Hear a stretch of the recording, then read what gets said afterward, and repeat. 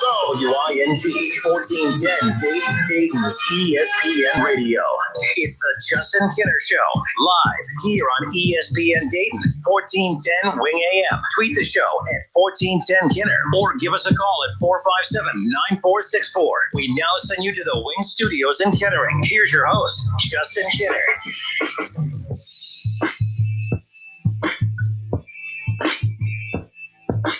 So as I was saying, you can't take players from now and put them in the 90s. It doesn't work that way, Kev. Things got real heated to close out the show. Yes, I noticed. You all know what it was. I didn't eat lunch yesterday. You were hangry? I guess. Because, we had a good thing going through it. We were back and forth. We disagreed on some stuff. I acted like an adult for most of it and then I just couldn't take it at the end. So here we are. So, all right, everybody, welcome back in. It's the Justin Kinner Show with Kev Nash right here on Dayton's ESPN radio station, 1410 Wing AM. We got a lot to get into. Something I wanted to do yesterday that we just didn't have the time to do. We're going to take a look at the quarterbacks, the 8 remaining quarterbacks in the NFL playoffs, and rank them from the best quarterback in the playoffs to the worst quarterback in the playoffs. And, of course, as usual, Kevin and I defer on these things, which is fine. I will never, ever be a fan of a show where both guys agree on everything. I think that's boring. I think it's a waste of time. It's here's what I think. Oh, cool. I agree with you. All right, on to the next thing. Right.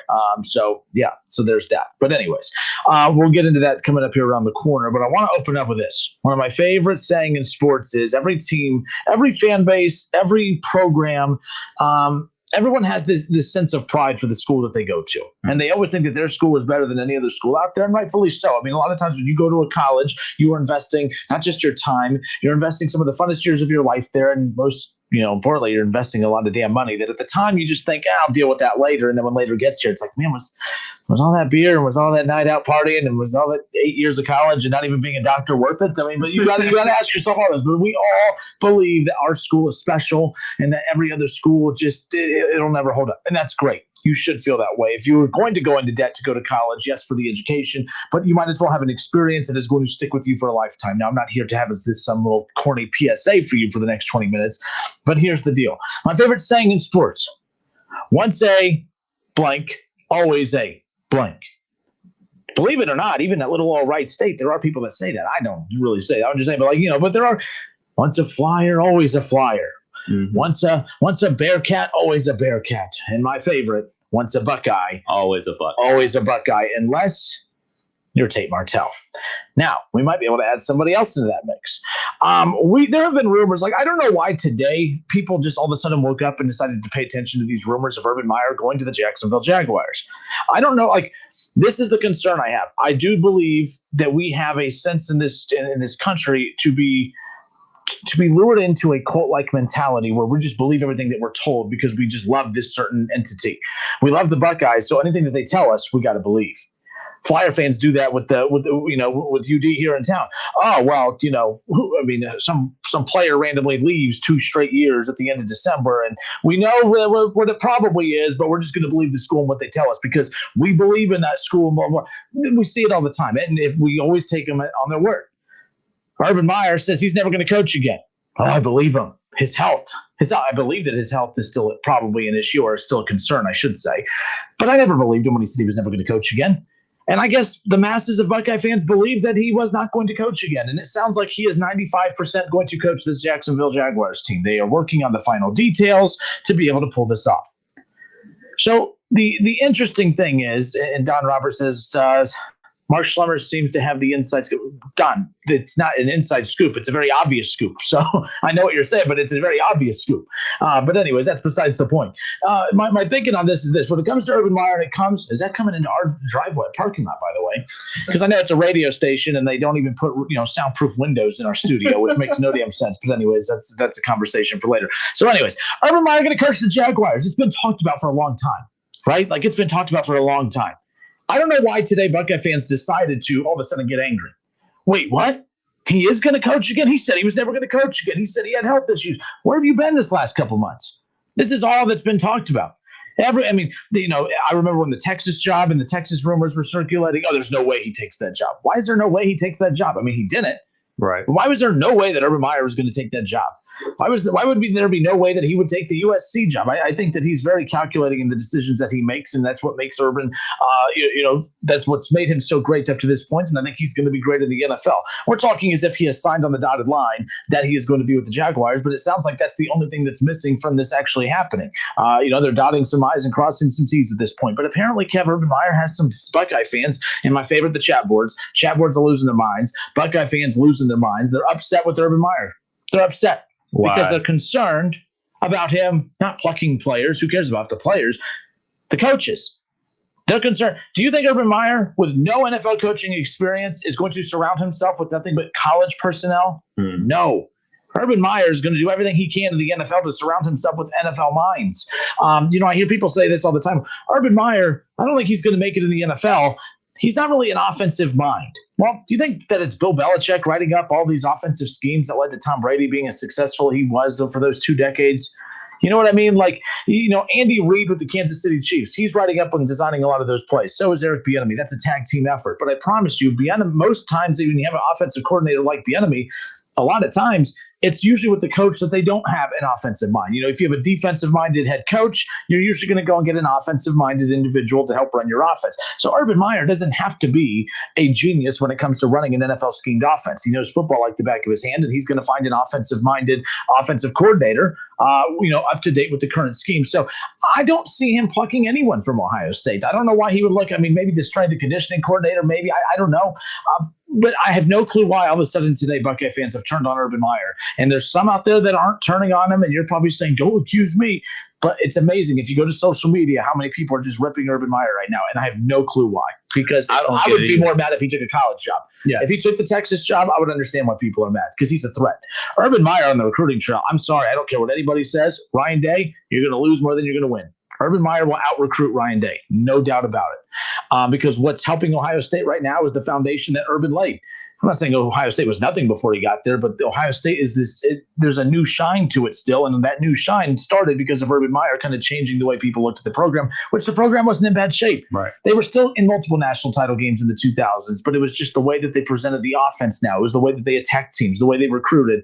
It was a mindset that was different. So Urban Meyer in the NFL is not a threat to Ohio State. He's not a threat to the Buckeye coaches. He's not a threat to the fans, to the players, nothing. If anything, you should be pulling for Urban Meyer, because this is what's going to separate Urban Meyer from a Nick Saban and some of the other NFL college great coaches who couldn't pull it off in the NFL. I'm looking forward to it if they finally pull this off. Yeah, people are talking about Urban Meyer. Why would he go to the NFL?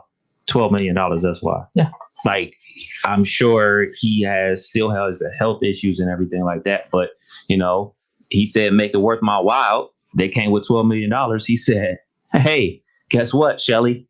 We're going to Jacksonville. And that's how it's going to roll. And that's how it's always going to roll. To be fair, he's already in Jacksonville. He has a house there. Right. So it's not, it's not really a big transition. So like you said, if he was taking another coaching job in college, that's a bigger threat to Ohio State, not only with recruiting, but plucking coaches from Ohio State, like a Nick Mariotti, who was with him at Florida. You know what I'm saying? Stuff like that, and plucking other coaches. So I don't necessarily think he's going to be he's out to get Ohio State. They made me go into early retirement. Now I'm going to pluck their coaching staff and send them on a crater. Look, man, let's say for argument's sakes that, all right, Urban Meyer takes the job in Jacksonville and he decides, hey, I want to grab some coaches, and some of them happen to be from Ohio State. You think that Ohio State can't replace those coaches with other great coaches? It's Ohio State. That's what they do. Coaches get plucked all the time. The coach that just left, Sarkisian. What's Buddy? That's the head coach at Boston College now. Oh, Hafley. Yeah. Yep. He was at Ohio State for a year. We didn't get mad at him. Yeah. He bounced. He's a head coach now, and they replaced him. That's what Ohio State does. Remember the year after they won the national championship, the offense was in disarray. Guess what? They got rid of those dudes because the offense wasn't working, and they got a new offensive coordinator. And boom, Tom Herman's gone. Tom Herman left. They're going to replace guys because it's the program. It's not one guy. One guy doesn't make the program. A program makes the program. It's the sum of his parts.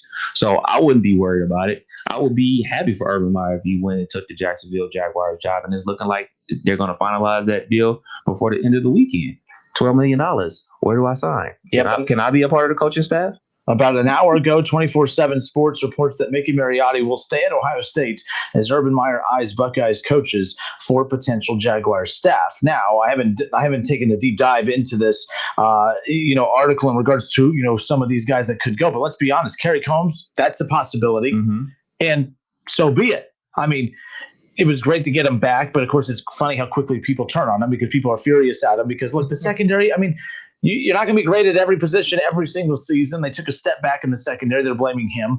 So, of course, I could see him potentially going. I mean, Brian Hartline interests me too. But yes. Brian Hartline, I don't see going to the NFL because Brian Hartline, in my opinion, is on the fast track to being a college football coach. I really do. I mean, the way he's recruited, mainly because of recruiting. I think he was named top recruiter. He was listed as the top recruiter this past season or one of them. So, if Hartline keeps on that pace, he is going to get a head coaching job at a mid-tier school very, very quickly, despite how young he is, mainly because of his NFL. I mean, his playing days, his NFL experience, and then recruiting's everything. When you can recruit, hell, that's what got Tom Herman the hell out of there quickly. Tom Herman recruited well at Houston. He got them on the map. Then goes to Texas, struggle, and, you never know how that's always going to pan out when you get to the bigger programs. But I would be interested to see how that would work as well. Sidebar, Marcus Freeman, former DC Notre Dame at UC, former Buckeye, now DC at Notre Dame. So, those are the things that, interested me very much. You see guys like Marcus Freeman moving up the coaching ranks, and then you talk about the Ohio State guys. They're going to link up. I also saw that Mike Hart, former Michigan running back, he's now the running back coach at Michigan. And I like that. Indiana. I don't compliment them often. I like that. I like that he went back to his alma mater. So, that's what they're all about. You got to think, man, these guys really aren't.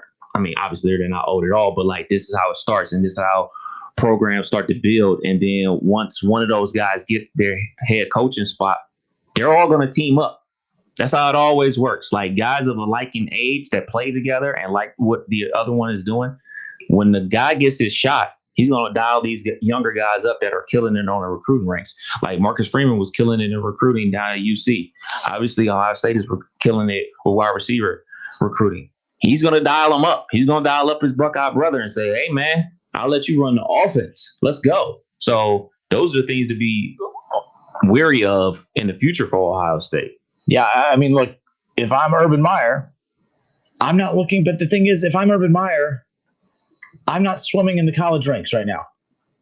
I don't care. I mean, Urban's going to have the respect of that locker room. I think Urban's going to be great in the NFL, to be honest with you. I think that he's going to be able to win early in Jacksonville. Now, I don't know what the ceiling is for Urban because I don't want to do with Jacksonville what I accuse other people of doing with Cleveland, where we can't get the bad brand out of our way. Where, Jacksonville, he's not going to win there. Well, people said, why go to Cleveland? You're not going to win there. They're in the playoffs. They're winning now. They have good momentum moving forward. Their rosters. You just got to get stability. In the NFL, it's all about stability. Talent, you don't have. It's not about talent. Talent, it's about getting your stability. Once you have your stability, then the talent comes after. You don't have stability. Talent is a waste. Look at last year's Cleveland Browns team. You had Freddie freaking Kitchens. You had no stability. The talent meant absolutely nothing. You get stability from Kevin Stefanski. Boom. All of a sudden, everything just gelled and clicked. Okay, they made a couple of changes in the offseason, but the point is, the main core was the same as last year. You get stability and an adult as a head coach, and all of a sudden, everything comes together. Urban Meyer is going to do that for the Jacksonville Jaguars. I think it was Don Roberts. He just asked, I think, where'd it go? He asked about, will he draft Justin Fields? No, he should not draft Justin Fields unless Fields all of a sudden, combine's great and he feels, 1,000,000% confident. But I don't think Urban Meyer is going to take a chance. I think the safe pick is Trevor Lawrence at this point, and I think that's what he's ultimately going to end up doing. But that's ways off in the distance. But my point is I don't swim in the college ranks. I don't bring my Buckeye brother in with me to go into the NFL. I make sure I surround myself with NFL coordinators, with guys in the NFL now who know the game now. Because Urban knows football. Urban knows how to lead men. Urban knows how to communicate. Urban, it's still going to be new. He is still going to be a rookie head coach. I don't care what he's 50-plus years old. He has a ton of experience, won multiple national championships, 2 different programs. He's won everywhere he has gone. But it's still the NFL. He's new to the NFL, and I think he needs to surround himself with NFL guys, not, I miss my brothers from back when I was at Utah and Bowling Green and Florida. No, Charlie Strong, although, by the way, no Ohio State tight end, but Charlie Strong, from their days at Florida, is rumored to be the one that's going to be potentially joining his coaching staff as well. I can see that. Kerry Combs doesn't bother me either. Yeah, he has NFL coaching experience. To the point about him drafting Justin Fields, like I'll say the same thing I said about the Bengals with the wide receiver situation. You do your due diligence and you figure out what's the best fit for your team. You don't draft somebody just because they went to your school. This is the NFL, man. Like when you go play pickup basketball, you don't just get your buddy just because. You trying to win out there or not? You know what I'm saying? I've lost friends because of that. So you do your due diligence. If you think Fields is the best fit for what you're trying to accomplish, then you do that. But you just don't go into it saying like, all right, now that I'm here, all the Buckeyes are just going to have an automatic walk in the park to come to the Jacksonville Jaguars. They're going to be the Jacksonville Buckeyes. No, that's not how it works, man. Like you do your due diligence and you make the correct call, and whatever that correct call that you make for your organization, you roll with it. All right. And 4-5, I'm curious people's thoughts on this. 457-9464. We should be happy. Why are people angry? Like, I think this is great for Urban Meyer. I always make sure I say this because I never want people to think I'm stealing content from Colin Cowherd. I was listening to Colin's show earlier. He brought up a good point. He's 50 years old. What do you expect him to do? Play golf for 30 years? Like people are like, oh, I can't wait to, in your 50s, 60s so you can retire. It's not young, but it's not. There's a lot of life at it. Yeah. Why would Urban Meyer? Is Urban Meyer just going to golf for the next 30 years? Which, by the way, at 30 years old right now, that sounds like an amazing life just to golf for the next 30. But a guy that's done as much as he has, he's not just going to be a golfer for the next 30 years and just work on a couple Saturdays a year on Fox Sports Game Day or whatever the hell they call it over there. So no, I think that this makes a lot of sense. I think it's an opportunity too. By the way, a legacy thing you want to talk about? If you look at what Pete Carroll's doing with Seattle. He left college on bad terms. In disarray. In fact, he left college in worse situation than Urban did. I don't even think Urban left on that bad. It was not the storybook ending to his run in Columbus the way we thought it was going to be, but he at least got to win his last game. They got to win a Rose Bowl. It was just a hectic season, though. But Urban didn't leave college the way that we saw Pete Carroll do it. Urban Meyer, if he wants to go back to college, he'll be welcomed with open arms by some programs, apparently, because I guess at USC, that's not the case. And then you look at the fact that, I don't know, what would the market for Pete Carroll be in college? He's old. You still think he can come back and people will line up to get him, even as dirty as he is? Yep, because he is dirty, because he'll get it done. And you know what? He'll get you what you want. You want to win championships, he'll get you that. You worry about the consequences later. And that's Urban's problem. Like, Pete Carroll is dirty for recruiting stuff, for bending rules to get players in the program. Urban's off the field issues they just felt dirty. They just felt wrong. Like, you know what I mean? Like, it's just weird. But like, you look at Urban and I'm like, he just seems like such a cool dude. Like I was critical of Urban, at times, obviously throughout his tenure in Columbus, but I never once thought he wasn't a great coach. Of course, he's a great coach. Right. I think he's going to be great in the NFL. I think he's a good fit for him. But Buckeye fans, I want to hear from you at 457-9464. This is a good thing. You should be happy. Why are so many Buckeye fans angry that Urban Meyer is going to the NFL? Vincent Waller on Facebook says that he thinks Kevin Wilson, I like that. He thinks Kevin Wilson will be a coach that Urban Meyer plucks from Ohio State. Kevin Wilson is one of those where that was such a big acquisition years and years and years ago. And then you had Kevin Wilson and Ryan Day. Right. The NFL Ryan Day almost left. Ryan Day was a hot commodity. Remember, Ohio State gave him a huge raise to be co-offensive coordinator, which I thought was foolish. I was like, why do you do? I hate when teams do that. Why do you do co-offensive coordinator? But obviously, they really liked Ryan Day, which Ryan Day's mind and attention is always shifted towards the NFL at times. Let's not forget about that. I don't think that's going to be the situation here, but I do think that's interesting. Wilson was looked at as the guy years ago, and then you bring in Ryan Day, made him co-offensive coordinator, and then kind of go from there. So we'll see. But Buckeye fans, I want to hear from you on that. Are you angry that Urban Meyer is going to the Jaguars? You shouldn't be. I'm not. I'm surprised that this many people are upset about it. We'll be back in a moment.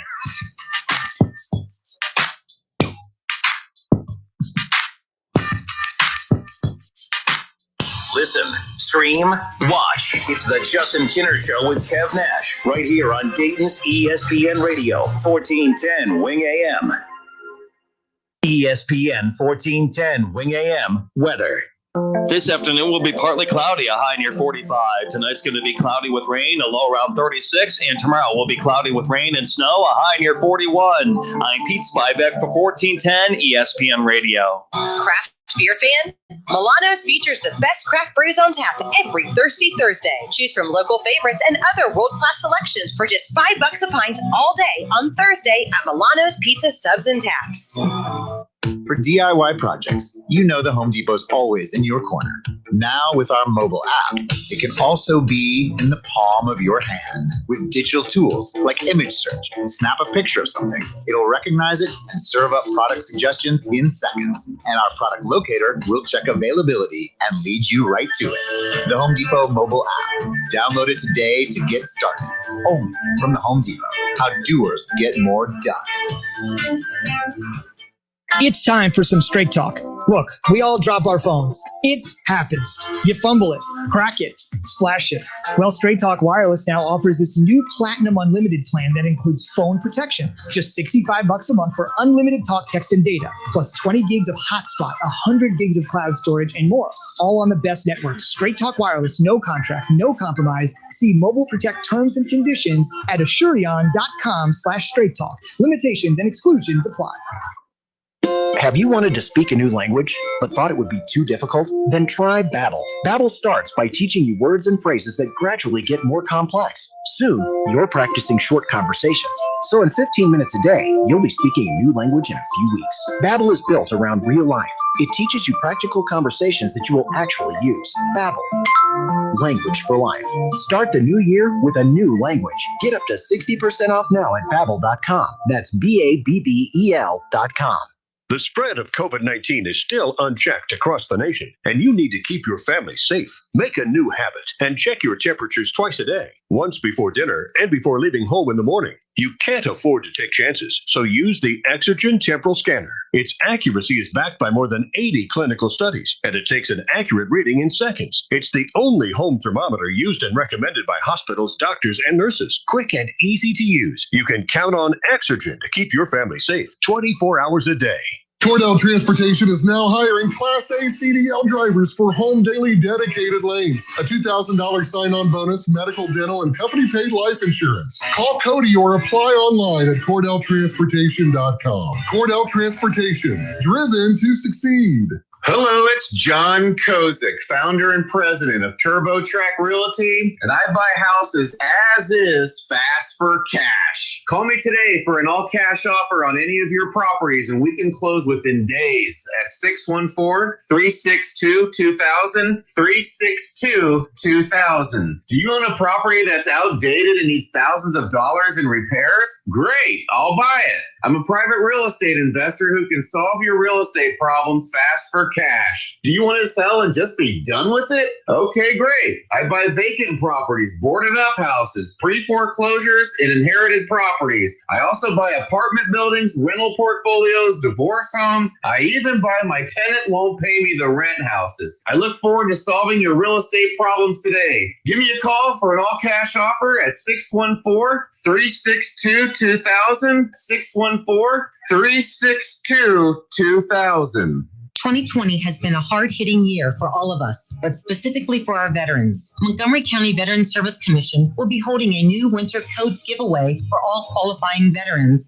on Friday, January the 15th at the Montgomery County Veterans Service Commission, located at 627 Edwin C. Moses Boulevard, 4th floor, East Medical Plaza. For coat qualifying requirements, go to mcvsc.org or call 937-225-4801. The Rocket Mortgage Super Bowl Squares Sweepstakes is back. It's the largest official game of Super Bowl Squares ever, with millions of dollars in prizes, and best of all, it's free to enter. Every score change, someone wins $50,000. Just enter for free at RocketMortgageSquares.com, and it could be you. Touchdowns, field goals, safeties, extra points. Every single score change will draw one lucky winner from the square to win $50,000. Plus, two grand prize winners will win $500,000 they could use toward their dream home. One way to enter, two ways to win. See rules and enter for free at RocketMortgageSquares.com. Then tune into the Super Bowl on February 7th to see if you bring home some dough. Rocket Mortgage, official mortgage sponsor of Super Bowl 55. No purchase necessary. Legal residence in 50 U.S. and D.C. of age of majority. Ends 2/4/2021, 11:59 p.m. Eastern. Equal housing lender license in all 50 states. NMLS number 33. The NFL entities as defined in the official rules is not offered to sponsor this promotion in any way. There's nothing better than a fresh-made home-style meal, but not everyone loves the hassle of cooking. At Lee's Famous Recipe Chicken, home-style happens here with our famous 12-piece family meal at a great price. This famous family meal includes 12 mixed pieces of Lee's fresh, never-frozen chicken that is honey-dipped, hand-breaded, and cooked to perfection, plus 3 large sides and 6 fluffy biscuits. Get a home-style meal made easy today with Lee's 12-piece family meal at a great price. Only at Lee's, famous for chicken. Merrill Edge Self-Directed helps put investing within reach. Get started at merrilledge.com/within-reach. Merrill Lynch, Pierce, Fenner & Smith Incorporated. Registered broker-dealer, member SIPC. Football fans, the Sunday morning tailgate show is officially back. Every Sunday morning starting at 11:30 a.m., College Football Hall of Famer Keith Myers and Justin Kinner will be live at Frickers on 741 by the Dayton Mall. The guys will recap the biggest games from college football Saturday, including your Ohio State Buckeyes. The guys will also get you set up for the day's biggest NFL matchups, featuring your Cleveland Browns, Cincinnati Bengals, and more. It's the Sunday Morning Tailgate Show, live from Frickers on 741, Sunday mornings at 11:30 on 1410 ESPN Radio. All sports, all the time. This is 1410 ESPN Radio.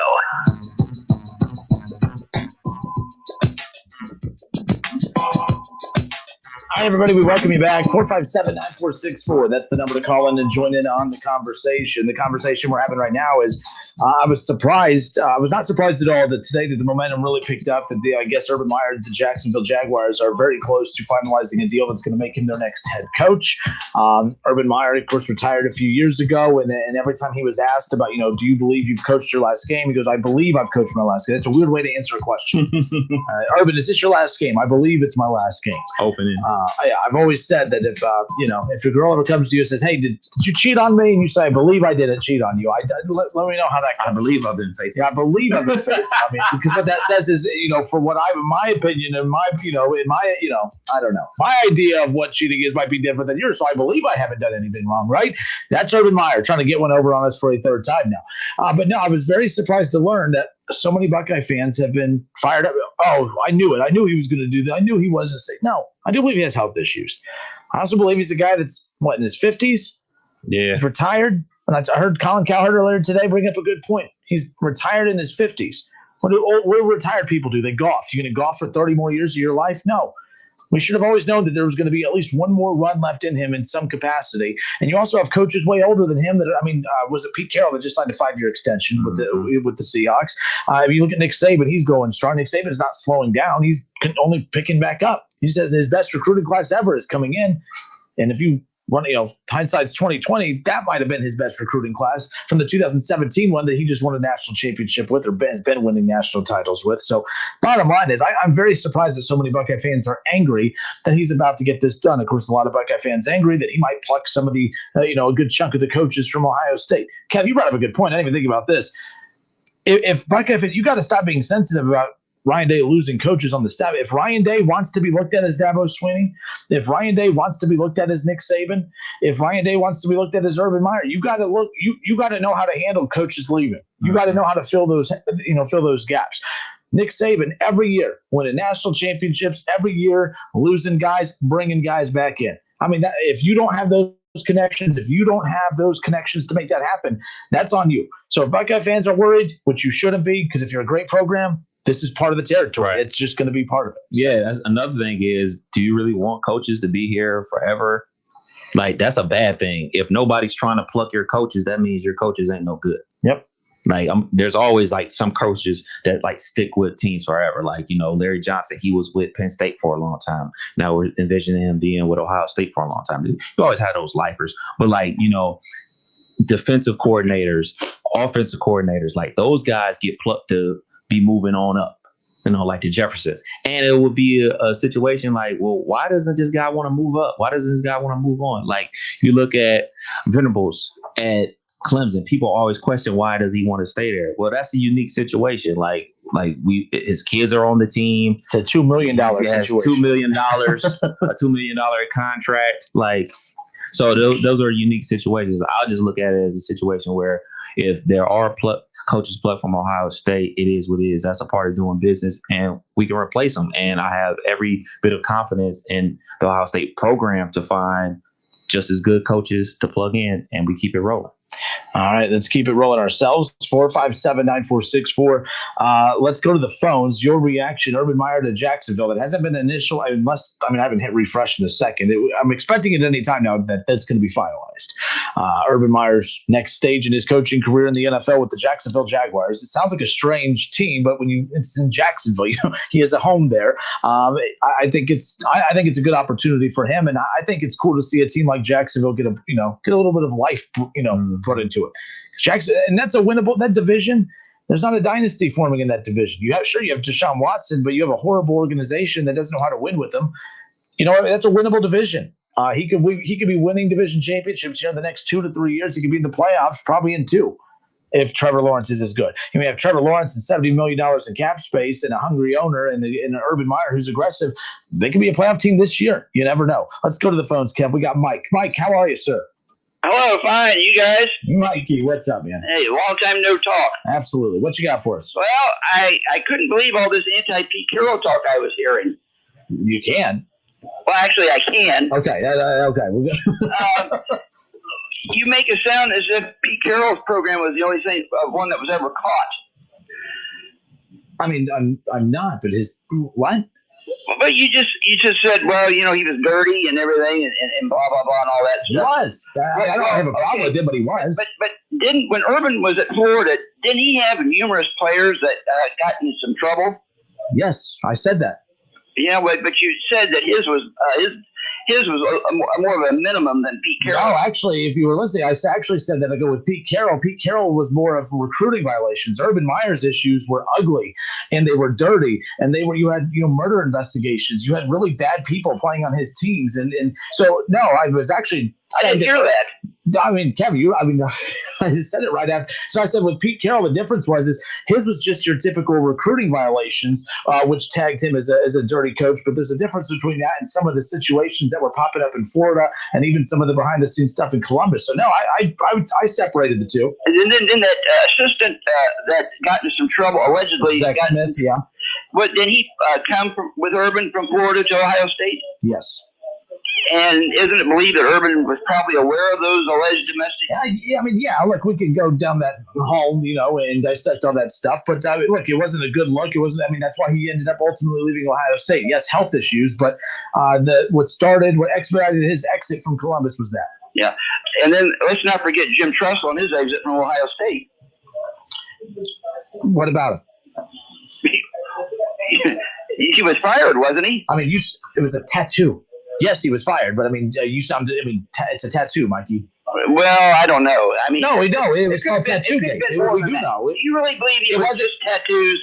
They didn't call it, extra sour cream gate. They didn't call it, they didn't call you free car on the side gate. It was tat gate. It was tattoos. Okay, well then let's look at it this way. When Tressel was at Youngstown State, didn't they also have ethical issues with the NCAA? What does that have to do with this, though? I'm not trying to argue. I'm just curious. Like, where are you going with this? Well, I'm trying to prove a point, and it's a point Schlemmer made a long time ago that makes a lot of sense. No school would want to be put under a microscope. You're very defensive about me pointing out that dirty Pete Carroll was dirty, and you're trying to bring up other dirty coaches, and I'm not even like we're agreeing, but you still seem to have a problem. I don't understand. Yeah, but I'm just pointing out that it's not just one program. That's my whole point. And I'm agreeing with you. I never said it was just one program. Oh, well, that's fine, but the point I want to make about Pete Carroll is that it was boosters that were doing that, not Pete Carroll. Well, it was Zach Smith doing it, not Urban Meyer. Pete Carroll didn't have to cheat. There were kids that were breaking down the doors in California and around the country to play for Pete Carroll. Then why were there so many issues then? Because it was due to boosters. Well, again, boosters wouldn't have to be intervening if they were just, if it was so easy to get into it. Why a coach cannot control what boosters say and do. Okay, got it. Okay, so and Urban Meyer can't control what his assistant coaches do. Well, yeah, but they work for him. They work under him. Boosters didn't work for Pete Carroll. Under Pete Carroll. I mean, technically they work for the boosters. Trust me, they technically work for the boosters. No, but technically they don't. Technically not. Trust me. If a booster wants something to happen, it happens. If a booster doesn't want a certain rivalry game in town to happen, it doesn't happen. It depends on the coach. If the coach is a great coach and a legendary coach, trust me, that coach is going to have a business. That coach is going to have a hell of a lot to say. If a about booster who they threatens play, to pull money, if you don't do it my way, then the schools are going to cave. No, but the coach, it depends on the coach. If the coach is a great coach like Pete Carroll or even an Urban Meyer, they can say who they're going to play, who they don't play. I really have no clue why you're getting so defensive of Pete Carroll. I mean, I didn't say anything different about him than anyone else. Well, I don't know. There's a lot of dirty coaches. I didn't hear it that way. Well, another reason I wanted to call you, the other day I was listening, and you seemed to kind of run down Russell Wilson. Did I misinterpret that too? No, you got that one on the head. Okay. He doesn't have any tattoos, I don't think. Well, why would? What's wrong with Russell Wilson? There's nothing really wrong. He's a good quarterback. Any team would be lucky to have him. My whole thing is that any team that pays their quarterback the max money, they are no longer as good. And Russell Wilson has never been able to win outside of his rookie contract. This always gets blown out of proportion as if I'm saying he's some bum quarterback, and he's not. But he's also not one of the like Aaron Rodgers, who also only has one Super Bowl. I say the same thing about him. I say the same thing a lot about these quarterbacks that Tom Brady's the only one that can literally carry teams to Super Bowl left and right. We can't. Yeah, but Tom Brady and Patriots have been caught numerous times cheating too, though, haven't they? What the hell does that have to do with it? Like, you really think that they're Spygate away from that they're flat footballs away from Super Bowls? I don't know. I'm not the one that was caught cheating, Justin. So let me get this straight. The only one in the world that's allowed to cheat that you have respect for is Pete Carroll. With everyone else, I mean, that's where you draw the line. Well, but what if your precious UD team? They never had deflate balls before, though, have they? You think the Patriots? Controversy with Seattle? So flat footballs are why the Patriots were great. But has Pete Carroll in Seattle been caught doing that though? So again, you think flat footballs are why the Patriots won? I don't know. I know. Apparently, I'll help you out. It's not. Tom Brady thought it was important.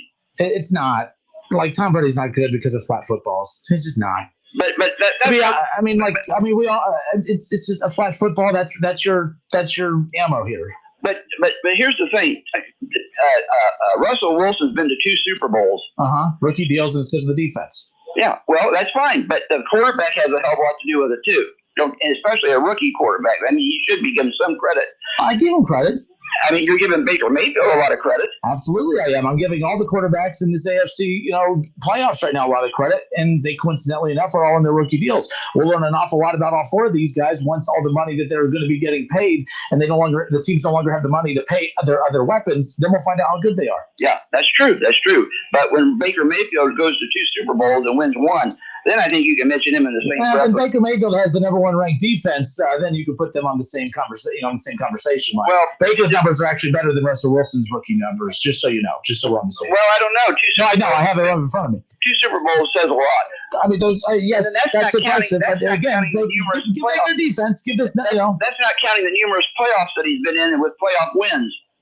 Even though they didn't make it to the Super Bowl. How long has he been in the league? What do you mean? How long have I been in the league? How long has he been in the league? He should have way more playoff appearances and wins than Baker Mayfield. Well, I don't know. Pete Carroll's been there 11 years. Pete Carroll. He's been in the playoffs 9 years out of 11. Pete Carroll, he's the guy that cheated at USC, right? Yeah. That's right. I so you say. No, he did. Just leave me. So I say. What do you mean? He would still be at USC. And then Jim Tressel left Youngstown State under a cloud, and then he left State under a cloud. Kev, you seem confused. What the I'm not sure. Can you enlighten us about the Jim Tressel and Youngstown State situation? Well, I know that he left. Youngstown State was penalized by the NCAA.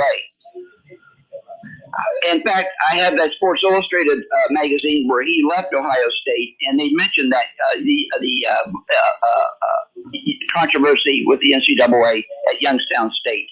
And then I don't follow Youngstown State, and to be honest with you, I'm not a Jim Tressel fan. But all I know is he had issues with the NCAA when he was. Jim Tressel is way more respected in the college football ranks than your boy from USC. I'll tell you this. I'll tell you the same thing I told Keith Byers. Jim Tressel is 0-2 against Pete Carroll in football games. Okay. Is that your answer? You said a fact. I don't know what you want me to say to that. And the only national championship Jim Tressel won was basically the players that John Cooper left him with. In the second season, he lost 3 straight bowl games. He lost to Florida, he lost to LSU, and then he lost to Texas. And then all of a sudden, this tattoo thing, if you want to believe that was just it. It was. That's why they called Tailgate. Well, why did Strippergate have to leave? Why did he have to leave then if it was just tattoos? Tailgate. He lied. What? That's simple. But why did he have to leave? Do you have a computer? He lied to the NCAA. So? Google. People lie to the NCAA is now illegal. It's not a law enforcement agency. You can lie to them. We know. That's why USC had to move on from Pete Carroll. You can lie to the NCAA. They're not a law enforcement agency. All right. Well, I mean that kind of like destroys your credibility as a football coach and destroys the program. So he lied. So then you admit what he did was egregious. Then nobody said it wasn't. I have no clue what he's trying to say. I'm really trying to follow what you're saying. So I assume you're not an Ohio State fan. Well, it's not a question of being an Ohio State fan or not. I'm trying to. That's the question I'm asking. I'm trying to. You guys are attacking Pete Carroll. Who was attacking Pete Carroll? You just did. Don't attack Pete Carroll. Kevin didn't attack Pete Carroll. I actually like Pete Carroll. I actually like Russell Wilson. If I'm with the show, I argue with Kenner about Russell Wilson all the time. I'm with you, Mikey. Kevin's talking bad about it. And I haven't even brought up Joe Paterno and what happened at Penn State. There's a reason you haven't brought it up because it has nothing to do with it. I mean, what does it have to do with anything? I'm totally lost. But you make it sound like Pete Carroll's the only one. No, I never said he was the only one. I just said we did something wrong. We can talk about the coaches back in the day at SMU and everything like that. We can talk about the guys down in Miami being dirty. We can talk about Bobby Bowden and Peter Warwick and Dillards and everything. We can like a million people have said. Like all these look, if you go to any college campus and look hard enough, you're gonna find transgressions. Is that what you want to say? That's exactly what I wanted to hear. Because it took you that long to get that out? It's the same thing Mark Slimmer said. Nobody would want to be put under a magnifying glass. Right. That's my whole point. You've been on the phone with us for 10 minutes? But you guys but you both lasered in on Pete Carroll. It's not both. Justin did that, not Kevin. There's 2 different people here. I'm Kevin. That's Justin. You can say Justin did that, but you can't say Kevin did that. I was asking you if you were an Ohio State fan because I had a follow-up question for you about Jim Tressel. So since you're on our show, let me answer that. Go ahead. Kevin, you asked me a question. Yeah. Let me answer it. I'm going to answer it this way. I've rooted for Ohio State probably more than I rooted against them. I don't even know what that means. Is that a yes or a no? It is what it is. Just because I live in Ohio does not mean I have to be loyal to Ohio team. I'm with you 100%. If anybody listens to the show knows that I'm from Ohio. Yeah, so I'm with you 100%. You don't have to be a Buckeye fan. It doesn't bother me one way or other. I was just asking a question. So are you an Ohio State football fan or not? I would have to say probably not. Okay, fair enough. Good talking to you, Mikey. But what does that got to do with anything? I do. Well, I was going to point out the fact that Jim Tressel, his era saved Ohio State football, and that's saved Ohio State football or college football. Saved Ohio State football. Oh, you said football. I said Ohio State football. Yeah. Oh. Jim Tressel's era saved Ohio State football, and without Jim Tressel, Urban Meyer would have never came to Ohio State. But Justin said Tressel was more respected than Pete Carroll. Absolutely, he is. I don't think so. I know so. What, because he granted you an interview? What? Absolutely. For one, Tressel's the bomb. And second of all, if what he did at Youngstown State was so bad, then why is he their school president right now? I have to know. You'd have to ask them. All I know is that there were NCAA violations. I mean, you say, well, I don't know. So hold on, Mikey. If you keep going back to saying if you stick a microscope at any school, you'll find bad stuff, but you keep constantly banging on Jim Tressel and his supposed transgressions at Youngstown State back in the 90s. Why don't you look it up on your computer? I'm asking you since you know everything. Apparently, you know everything. You're schooling us, right? I'm just reporting. We're just some young bucks on the radio. You got all the skills. You got all the veteran knowledge. You let us know what he allegedly did. I'm just repeating what was said in the Sports Illustrated. Oh, you're repeating stuff, so you don't know. Just like you guys repeat stuff. You hear? No, we're giving our opinions. I'm giving my opinion. Okay, so he's a bad guy. I'm telling Jim Tressel's a bad guy. That's what you want us to say? If Pete Carroll and Jim Tressel played each other 10 times, Tressel would be 0-10. Are we talking like euchre? Are we talking arm wrestling? What are we talking here? I'm just telling you. You said Tressel was more respected than Pete Carroll. I'm telling you that's ridiculous. So because he lost to him, he's less respected. And plus the fact that he lost 3 straight bowl games. And plus the fact, I mean, there's no comparison between Pete Carroll and Jim Tressel. So you're talking as coaches? Yeah, I think a rivalry between Pete Carroll and Urban Meyer would have been a great rivalry. USC versus Ohio State. So you're talking as coaches? Yes.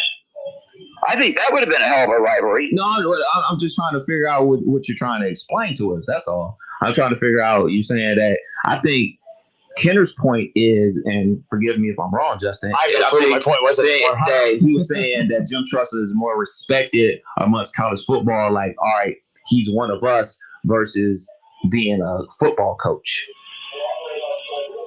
I don't know what you're saying. I mean, what? I don't know what I'm saying at this point. Is he more respected as a person or as a coach? Are you saying he's more respected as a coach? That's what I'm asking you. No, I don't think he's more respected as a coach than Pete Carroll. Your point is taken. Your opinion is taken. Mikey, it's been very real. Adios, Mikey. All right, bye. Okay, Dude, I felt like I just guarded Allen Iverson. Now, there are times where I know if I have a hot take on something, it's going to trigger some people. And I'm always prepared for that. But then there are times where I literally just we were talking about Urban Meyer going to Jacksonville. I talked about Urban's issues at Ohio State. And then I mentioned how, Pete Carroll leaving college due to the way he poorly ran that program and literally ran them into the ground and had all the sanctions when he left. I mentioned that, saying that we've seen coaches who, have gone to the pros and have had success. Pete Carroll's one. I think Urban Meyer could be the next one. Actually, at the end of the day, I was actually kind of complimenting Pete Carroll. I have no clue why he got so angry. But, Mikey, it's always a pleasure doing business with you, my friend. Tailgate, my goodness. We talked Tailgate. We talked strippers. We talk strippers? Wow. Where's my stripper music? You been touching my board again, man? I didn't touch nothing. Stripper music isn't on here anymore. We'll be back in a moment. Oh, I don't even know what the hell just happened. I mean, that was brutal. It's like, you talked bad about Pete Carroll. Yes, I did. I said he wasn't good. Well, Urban Meyer's bad. Yes, I agree. So you disagree? Disagree about what? I have no idea. Me neither. To sum up what that very long conversation was like. We'll be back in a moment. What was that? It's the Justin with Kev Nash on 1410 ESPN Radio. Liberty Mutual Insurance Company customizes your car insurance with Right Track, which rewards you for safe driving. As the world's most careful driver, that's perfect. Now apply 2 pounds of force for acceleration. You really turning in 0.3 miles and begin a deceleration. With Liberty Mutual's Right Track, you could earn up to 30% savings based on how you drive. Sign up at libertymutual.com/righttrack. Liberty, liberty, liberty, liberty. Discount on participating vehicles. Base coverages only. Availability varies. Are you one of the millions of Americans who experience occasional bloating, gas, or abdominal discomfort? Join the Align Healthy Gut Team Up and see how healthy your gut can feel. Align contains a quality probiotic strain developed by gastroenterologists. It adds more good bacteria to your gut to naturally help soothe your occasional digestive upsets with continued daily usage. This is the time to join the Align Healthy Gut Team Up from the #1 doctor-recommended probiotic brand. Sign up at alignprobiotics.com. Hi, I'm Sales Manager Jason Hyatt, Germain Honda, Beaver Creek, proud recipient of the prestigious President's Award. We are your local Honda dealer, and we invite you to see our newly renovated state-of-the-art facility. You'll be amazed at our selection, and remember, all new Hondas come with a lifetime powertrain warranty. Visit us at Route 35, just east of 675, conveniently located near Wright-Patterson Air Force Base. Germain Honda, Beaver Creek, the right car, the right price, the right way. I hope to see you soon. You have empty office space to fill or home office to create. You know what you need. You know what you'd like, but you also have a pretty good idea after you've shopped around the usual places what you need and what you like might not happen. Well, then you haven't been to Charles Larick's Warehouse Outlet. Nobody has their selection.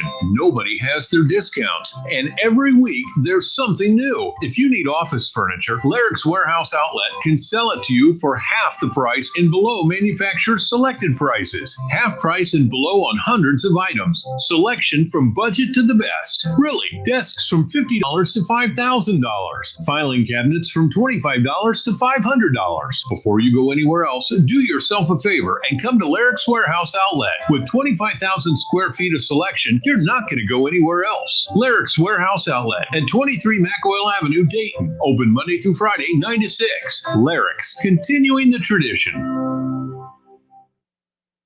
Don't put it off any longer. You know it's time. Time for a bathroom upgrade by Bath Creations. Bath Creations, serving the greater Dayton and Cincinnati area, is a leader in bathroom renovations, providing the best value in bath and shower remodeling, and proudly made in the USA. With Bath Creations, you get a beautiful modern bathroom that is safe, comfortable, and affordable. Attention first responders, veterans, and active military. Save $500 off your purchase. Visit on Poe Avenue in Dayton or online at mybathcreations.com and upgrade today. The Meyer Distribution Center in Tip City, Ohio is hiring for warehouse positions in all units, which include flexible schedules, career growth opportunities, best-in-class benefits, and competitive starting wages. Interested candidates should call 937-669-9109 from 9 a.m. to 3 p.m. Monday through Friday. Apply online at jobs.meyer.com. Search distribution and enter Tip City. Once again, call 937-669-9109 for an interview. We look forward to you joining the team at Meyer. Meyer is an equal opportunity employer. I struggled with symptoms like frequent gas and stomach pain for years. I was bloated all the time with daily diarrhea. At first, I thought it was what I was eating. I kept thinking it was stomach issues. So I did my research and talked to my doctor, and we finally uncovered the truth. It was actually EPI. Exocrine pancreatic insufficiency, or EPI, is a condition where your pancreas is unable to help break down your food. It can lead to symptoms like diarrhea, gas, bloating, stomach pain, unexplained weight loss, and oily stools. And EPI symptoms can be confused with those of other common digestive conditions, like irritable bowel syndrome, Crohn's, and celiac disease. So getting to the right diagnosis meant being more open with my doctor about the severity of my symptoms and how often they were happening. But there's good news. EPI is manageable, so don't wait any longer. Use the symptom checker at identifyepi.com and schedule a visit or call with your doctor to ask, could I have EPI? Sponsored by AbbVie. Craft beer fan? Milano's features the best craft brews on tap every Thirsty Thursday. Choose from local favorites and other world-class selections for just $5 a pint all day on Thursday at Milano's Pizza Subs and Taps.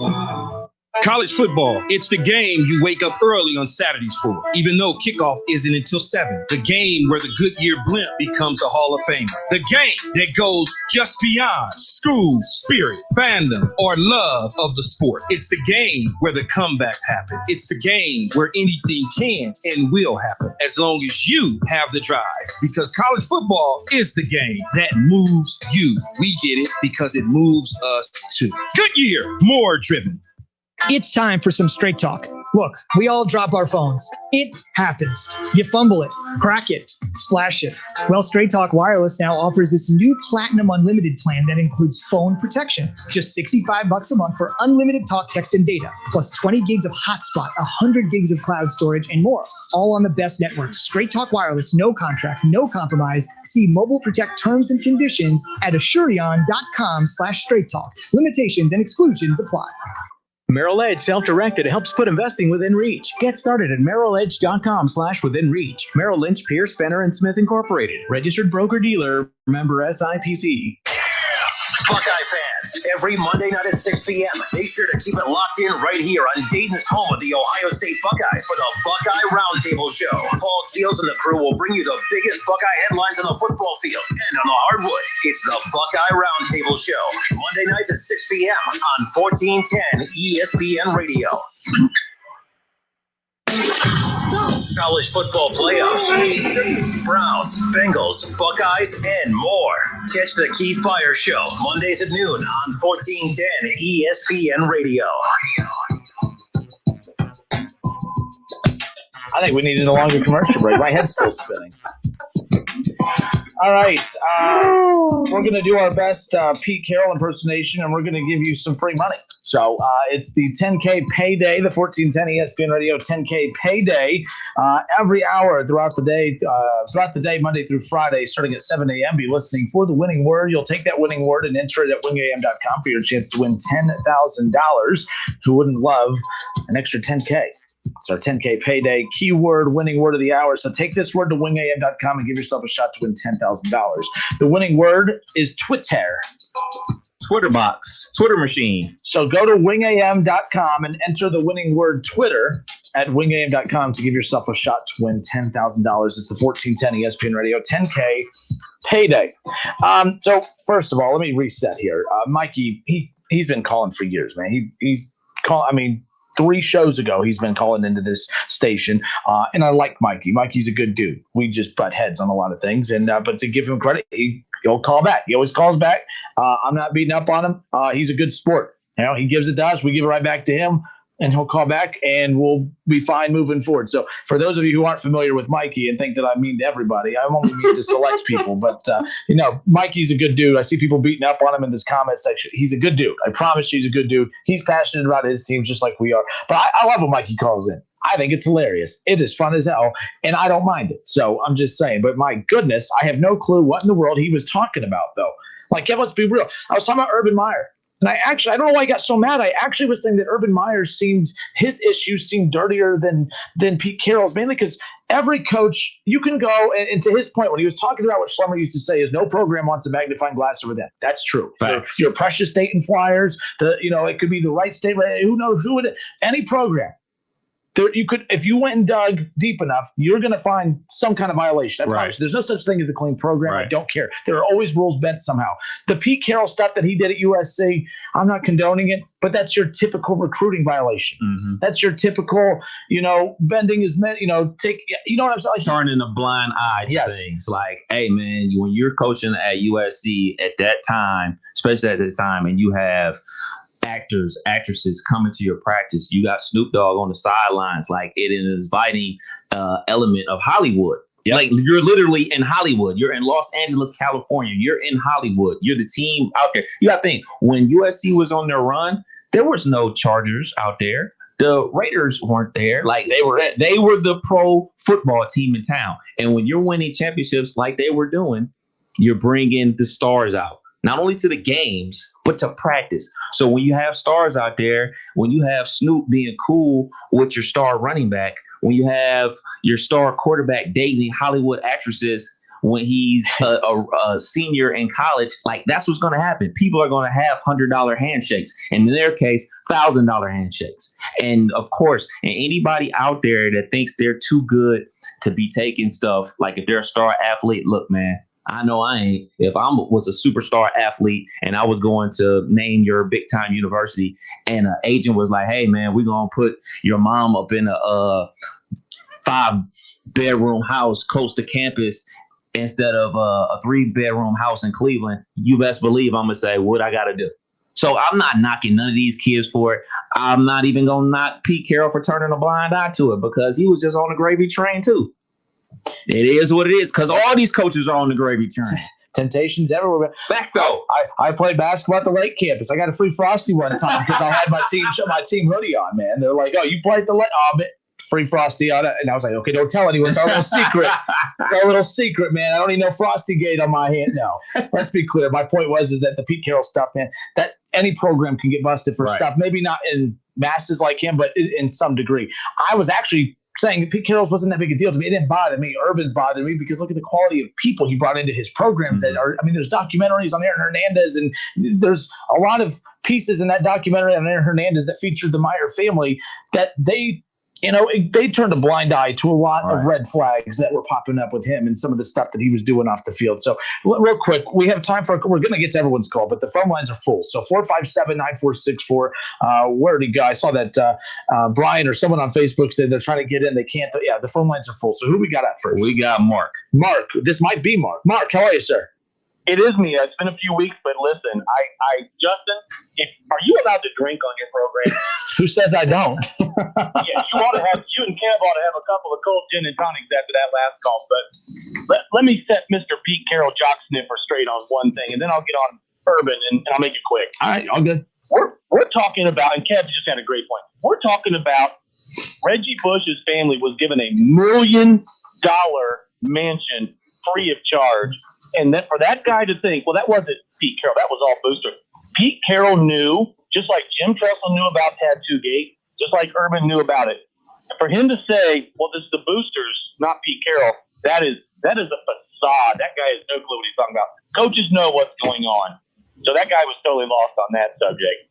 But it's their job to know what's going on. And it's their job to know what's going on. And to be clear here, even if they don't, the rare occasion they don't, it's also their job to be punished for not knowing. Like it's just kind of like institutional control. The institutional control. And some of these big colleges, they all have compliance departments they keep the coach aware of what's going on. Had this happened at William & Mary, okay, I can understand why the coach wouldn't know. But USC, Ohio State, Penn State, you know I'm a Buckeye, but they know. But anyway, I will get onto this about Urban. Yep. This was a good move for Urban. I was never a big fan because I'm not sure he's a great bench coach, but he's a great college recruiter.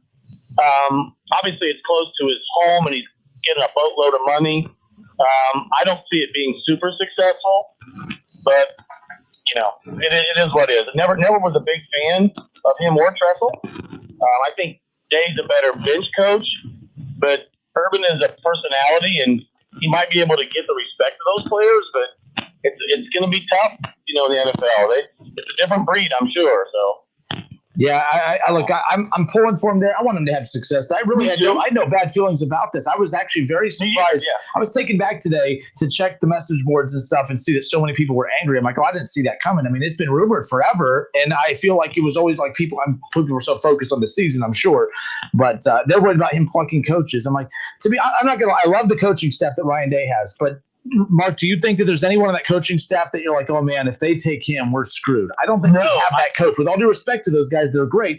I don't think there's anyone on Ryan Day's staff, who are all great, by the way, that if one of them was plucked away, that Ohio State would be in trouble. I don't look. Not only does Ohio State reload on players, they reload on coaches. So there's nothing that one of you guys made a great point that he's not going to reach into Ohio State right now. He's not going to reach into Ohio State right now and start plunking coaches off the team. It's not going to happen. He's going to bring in NFL experts and not college experts. Hey, Mark, before you himself with the best NFL people. I have a question real quick. When Ohio State missed 22 guys in the Big Ten championship game, do you think if they had some of those guys, they would have played better? Oh my God, you're trying to light my views. I'm curious. I just want to know. That's all. Okay. Well, careful, because if you're wanting me to steer this toward the Browns playing a Steelers team that laid down the last game of the season, I will. I mean, which way do you want to go with it? Even the same Steelers team that the Browns put 47. Come on now. I'm just going to tell you. I go gin and tonic out now because of you. I'm going to show you just what kind of a guy I am. I'm going to be humble and say, congratulations. I don't think anybody saw the Browns crush the Steelers, but I'm happy for you and the Browns. I hope they do well against Kansas City. And so how do you like that side of me? I like that. That's how we're going to, we had Mikey to the extreme and Mark to the extreme the other way. That's what I like. It's a good balanced show today. All right, Mark. We'll see you guys. Take care, man. Later. All right, 457-9464. That hour was fun. Let's see if we can top that in hour two. A lot more still coming your way. We're going to rank the quarterbacks, the NFL playoffs. Everyone that's on hold, you're next. We got True American, we got Jim, we got Rob on hold. All right, you guys are next up in line. I promise you. The phone lines again. For the phone line to call in 457-9464. It's the Justin Kinner Show with Kev Nash on Dayton's ESPN radio station, 1410 Wing AM. Hour two next.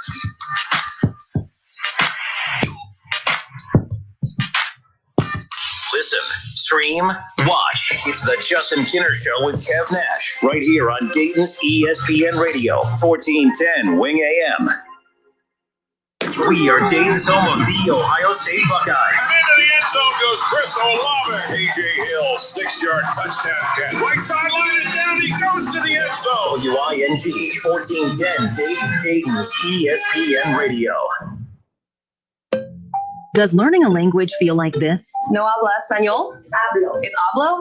It's hablo. Bon dia, like good day, good morning, I think. I can say je m'appelle David, but that's probably it. When you learn a language, you want to actually use it. Babbel is designed with that goal in mind. This year is my year to get fluent in Spanish, and Babbel is definitely going to help me do that. The app is so easy to use, and it's so practical. It helps you learn things that you will actually need. Since my husband is from Guatemala, I'll apply what I've learned in Babbel to our real-life situations. I've tried other language learning apps, and nothing really stuck. Babbel's been a complete game changer for me. Hoy es miércoles y el clima está muy bueno afuera. Estoy con fome. No tomé café de mañana. Je suis des États-Unis et du Viens-tu. Babbel, language for life, celebrating 10 million subscriptions sold. Now try Babbel for free at Babbel.com. Just go to Babbel.com and start learning a new language today. That's Babbel.com. Babbel.com. It's auction time again in North Lima, Ohio, with home improvement products and building materials, and it's all online, ending this Tuesday at 12 noon. Go to pbauctions.com and register to bid on name brand home improvement products online. Kitchens, flooring, Anderson windows and doors, decking, unclaimed freight, and more, all sold online at pbauctions.com. Auction ends this Tuesday at noon, so we'll see you online at the auction. If you need new roofing, siding, or gutters, skylights, or patio enclosures, if you're a homeowner or business and need someone you can trust, don't take a chance. Enhance with Lance. Lance Roofing and Siding in Fairborn has been satisfying customers since 1993 and hold an A+ rating with the Better Business Bureau. Lance Roofing and Siding, 8460 Dayton Springfield Road in Fairborn. Call for a free estimate at 864-2722. That's 864-2722. Or online at lanceroofing.com. Listen to this radio station on the radio.com app. Connect with your favorite radio shows through contests, social media, and podcasts. Create custom alarms with your favorite radio stations, all free with the radio.com app. Roosters would like to thank all of our loyal guests and all the loyal Buckeye fans for your support this year. Because of you, we've been able to stay open and keep our award-winning team employed. Our team members go above and beyond and are dedicated to providing you and your family the safest dining experience possible while still providing a fun, casual atmosphere to relax, laugh, and enjoy our award-winning food. Roosters, the official wing sponsor of Ohio State Athletics. Baconate in the AM with a Wendy's Breakfast Baconator. Yep, all that bacon with a fresh crack egg. Try one yourself this AM. Free with any breakfast purchase offer in the app. Always be baconating. Dayton Flyers basketball fans, don't miss Talking Out Loud with Sully every Thursday night at 6 p.m. Game recaps, game previews, visits from former Flyer greats, and more. It's a show by the fans for the fans. Talking Out Loud with Sully, Thursday nights at 6 p.m. Wear red and be loud. On Twitter, make sure to give us a follow. Search 1410 Kinner for Justin Kinner on Twitter. That's 1410 KINNER and ESPN Dayton for the station Twitter handle. It's the Justin Kinner Show, live here on ESPN Dayton, 1410 Wing AM. Tweet the show at 1410 Kinner or give us a call at 457-9464. We now send you to the Wing Studios in Kettering. Here's your host, Justin Kinner. All right, everybody, we welcome you back. Justin Kinner, Kevin Nash with you here on 1410 ESPN. I'm relaxed today. I'm sitting back in the chair. I feel good. I feel good about this hour. I feel good about the stuff we have coming up. The Flyers got a win last night, by the way, Kev.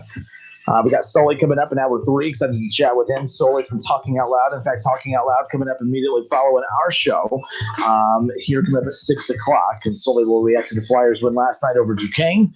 And, you know, it's funny, you know, you take the pulse of Flyers fans. About a week ago, you would have thought that this team had only won 1 or 2 games, Kev. You would have thought that the Flyers weren't any good. They're 8-3. Mm-hmm. Like, they're fine. Like, they're a good team. Like, I have no clue why the sky always seems to be falling. Like, they're fine. They have some ugly losses, but they're winning games. I've always said if your fans think you're bad and you have a record well above 500, that's a good thing. That means you're learning lessons while winning games. Right. There's nothing worse than learning lessons while losing games. You're learning lessons while winning games, and that's all you can ask for. But we'll get to that coming up around the corner. All right, man. Again, it's the Justin Kinner Show with Kev Nash on 1410 Wing AM. Let me reset the stage. We're going to get to your calls in like 10, 15 seconds. I just want to, for those who are just tuning in, it's nuts, man. So we got into the topic of Urban Meyer going to the Jacksonville Jaguars. And I said, look, I'm pulling for him. There's a lot of people who are upset. The message boards, Buckeye fans are turning on Urban Meyer. They're upset. They're frustrated. They're not a fan of Urban going there because they feel Urban's going to pluck their head coaches and their coaching staff. And my big thing is this. It's like, well, for one, I just watched Nick Saban win a national championship, and for how many straight years, every time Nick Saban and Bama wins a championship, how many of their coordinators are plucked and pulled? And Mike Loxley just left. Kiffin in years past, At, Maryland. Kiffin went to where's he at now? He's at Ole Miss. Obviously, what just happened with Sarkisian, he's going to be a coach at Texas. That's what happens. Like they said, they got Bill O'Brien. And by the way, if you think Bill O'Brien's going there to set up shop to be a coordinator long term, he wants to get back into head coaching, whether it's at the college ranks or back in the NFL. So I don't see Bill O'Brien being there, too long. So let's just put it that way. But let's be clear.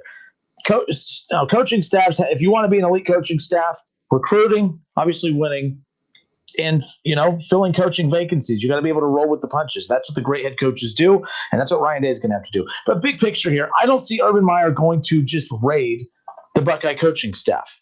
I don't see it. For one, Urban Meyer has no coaching experience in the National Football League. Urban Meyer is going to have to surround himself with NFL guys.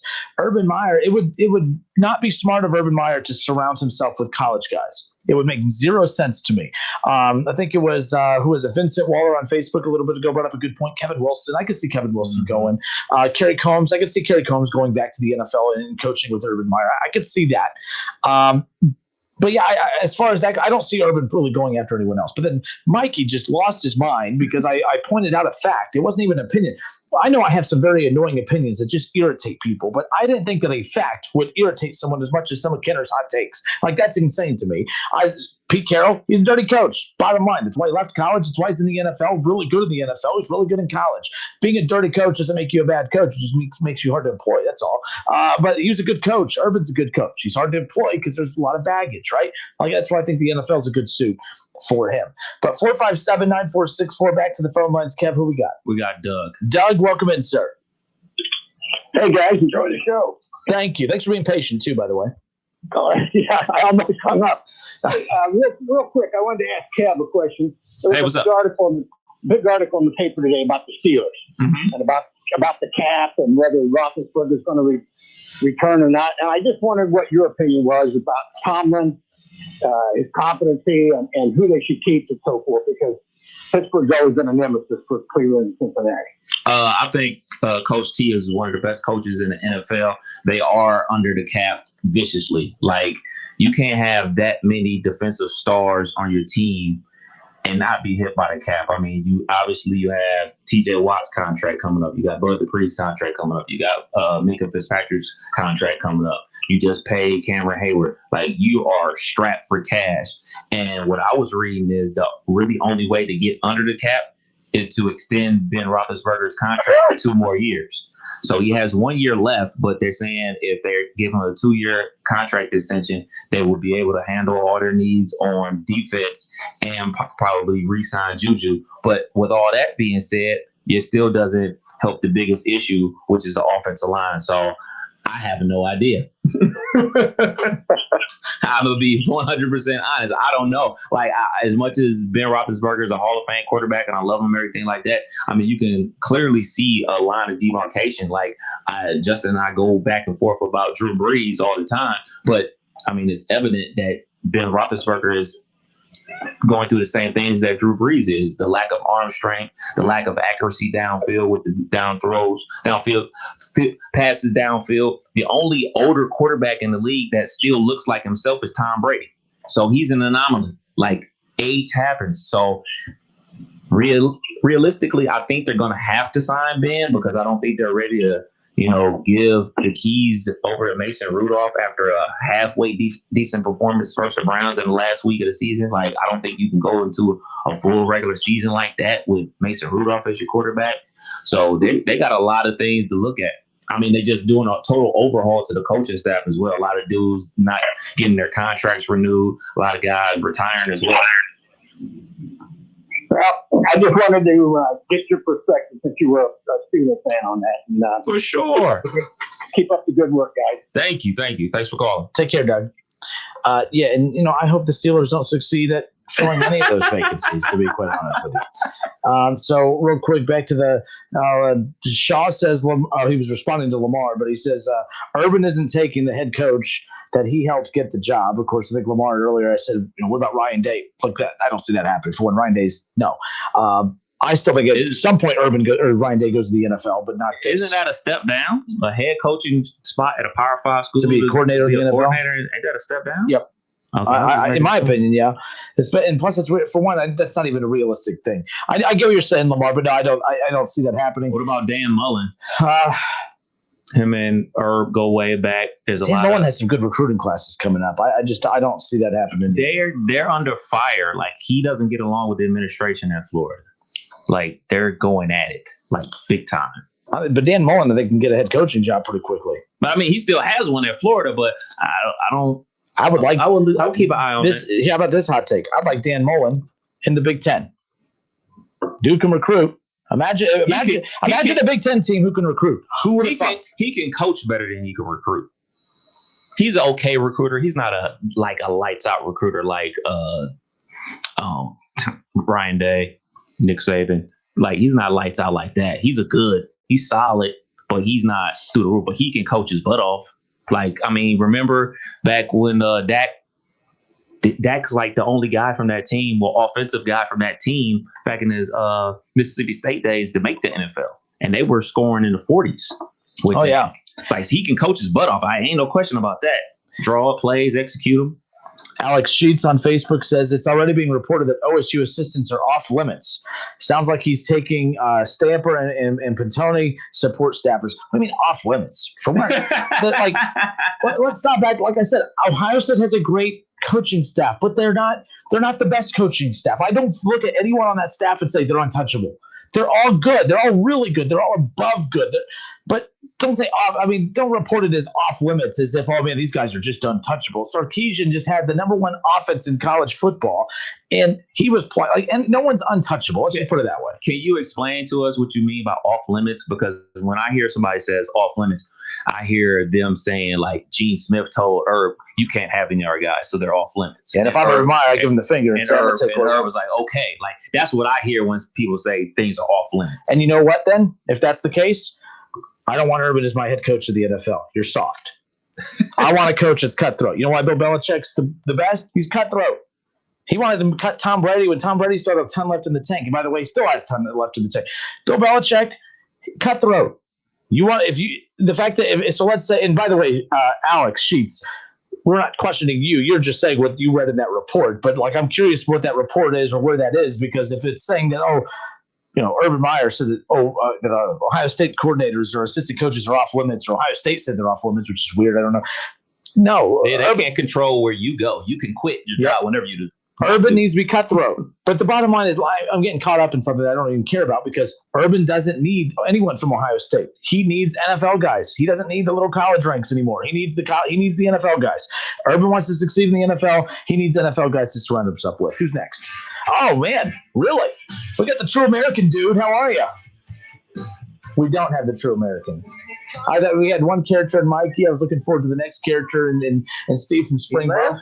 I think he left. Yo, I'm here. Oh, you fell asleep. Are you? I didn't know if you were waiting to flush the toilet and you fell asleep on it or something. It's not game day yet. Getting close. How are you, my friend? I'm glad you guys finally got a hold of me, because I'm getting ready to get a conference call with Coach K and all the Browns coaches to go over the game plan for Sunday. Attaboy. So and by the way, I don't know if there's any way you guys can start drug testing some of the callers you guys get. You would be at the top of the list, my friend, so you may not want that. I don't do drugs, dude. That's scary then. I mean, that's just all natural then, huh? Yes. Other guy. Just for all the Browns haters and that Mark guy making a comment, where these ass clowns come from? The Steelers laid down Sunday night? Okay, they laid down, Mark. Whatever. You're either a disgruntled bunghole fan or a squealer fan. One of the two. You, Chris. and Mike. And I remember the other day when I called in about the hamburger grill list. Oh, yeah. Those 3 are on it right off the bat for 2021. I'm going to keep track because I'm going to make you a list. We're going to have a graphic that's going to pop up. So they're going to have to keep, to really start hating on my team. They're really going to have to come up with some good material. At this point, they're hating because they're jealous because the Browns are supposed to be here in their eyes, right? Yep. Just a little bit of stats, and I'm normally not a big stat guy. Ooh, someone would be disappointed in you. You're turning into a stat guy. No, not real bad, but I was watching NFL Network today, and week 11 through 17. So this is to all the Baker haters out there. He had a quarterback rating of 140, which led all quarterbacks the last 6 weeks of the season. The offensive line by Pro Performance, number 1 ranked run and pass. And the O-line, Baldinger gave him a good, and you know how I am about the Union, dude. He's calling the offensive line the Union. He had them all with hard hats on, lunch buckets. I love it, man. So we all know that's where the game's won and lost. And for everybody out there and all the analysts that I've been hearing all day long and all week long, Browns don't have a chance. They might as well not even get on the plane and fly out to Kansas City. Let's play the game first, folks, and let's just see what happens because Kansas City can be beat. They're no superstar franchise that can't be beat. Yeah, and I know Andy Reid's 7-0 against them, but let's just see. Let's just play the game first, folks, and see what happens. I'll call you guys back tomorrow with the game plan after I get. Steve, real quick, you know that if you go look at the numbers, I've been looking at the stats too because I've been looking for a story to tell, and you know that the Browns defense is actually better than and the Browns defense is not good, my friend. The Browns defense is statistically better than the Chiefs defense. How about that? Right, and their offensive line, Kansas City's offensive line's not, they're nothing. So if Myles Garrett can come off the edge, and I like that Gustin kid. I think he's hungry. They're going to hurt losing Vernon. But in the offseason, whatever happens Sunday, in the offseason, they definitely need to address that backside of the defense. That's for sure. Yeah. Hey, David Shaw gave you a shout out. He said that this is probably going to be the last time that we hear from you because the Browns are going to lose on Sunday. He's talking smack, man. I'm going to put him on your hamburger grill list. He's number 1. Exactly. Put him on there, too. I am. Because and all the years of Slimmer and everything, that I'm loyal. You cut my wrist and brown and orange comes out.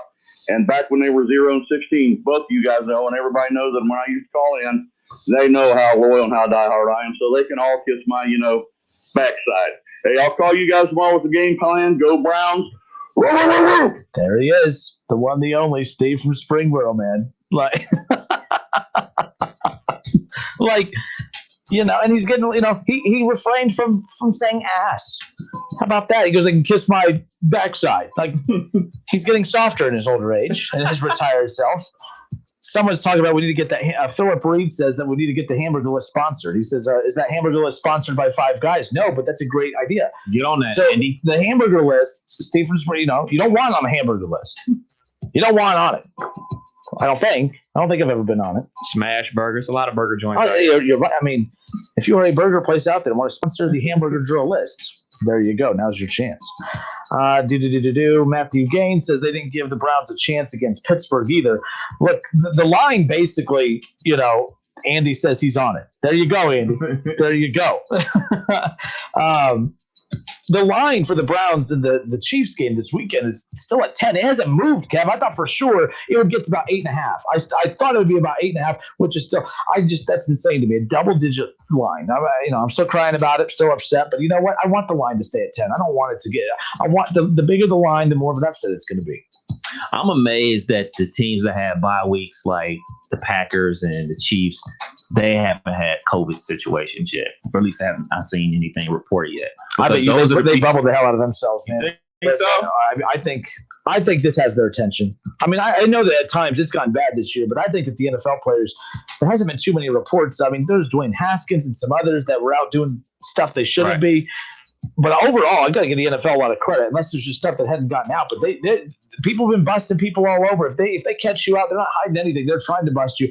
I'll give the NFL a lot of credit. I feel like the NFL players respected their season more than baseball players respected theirs. I will say that. I agree with you there because when the Falcons were basically eliminated I thought that the whole Atlanta Falcons team was going to screw it. Because, I mean, they're done.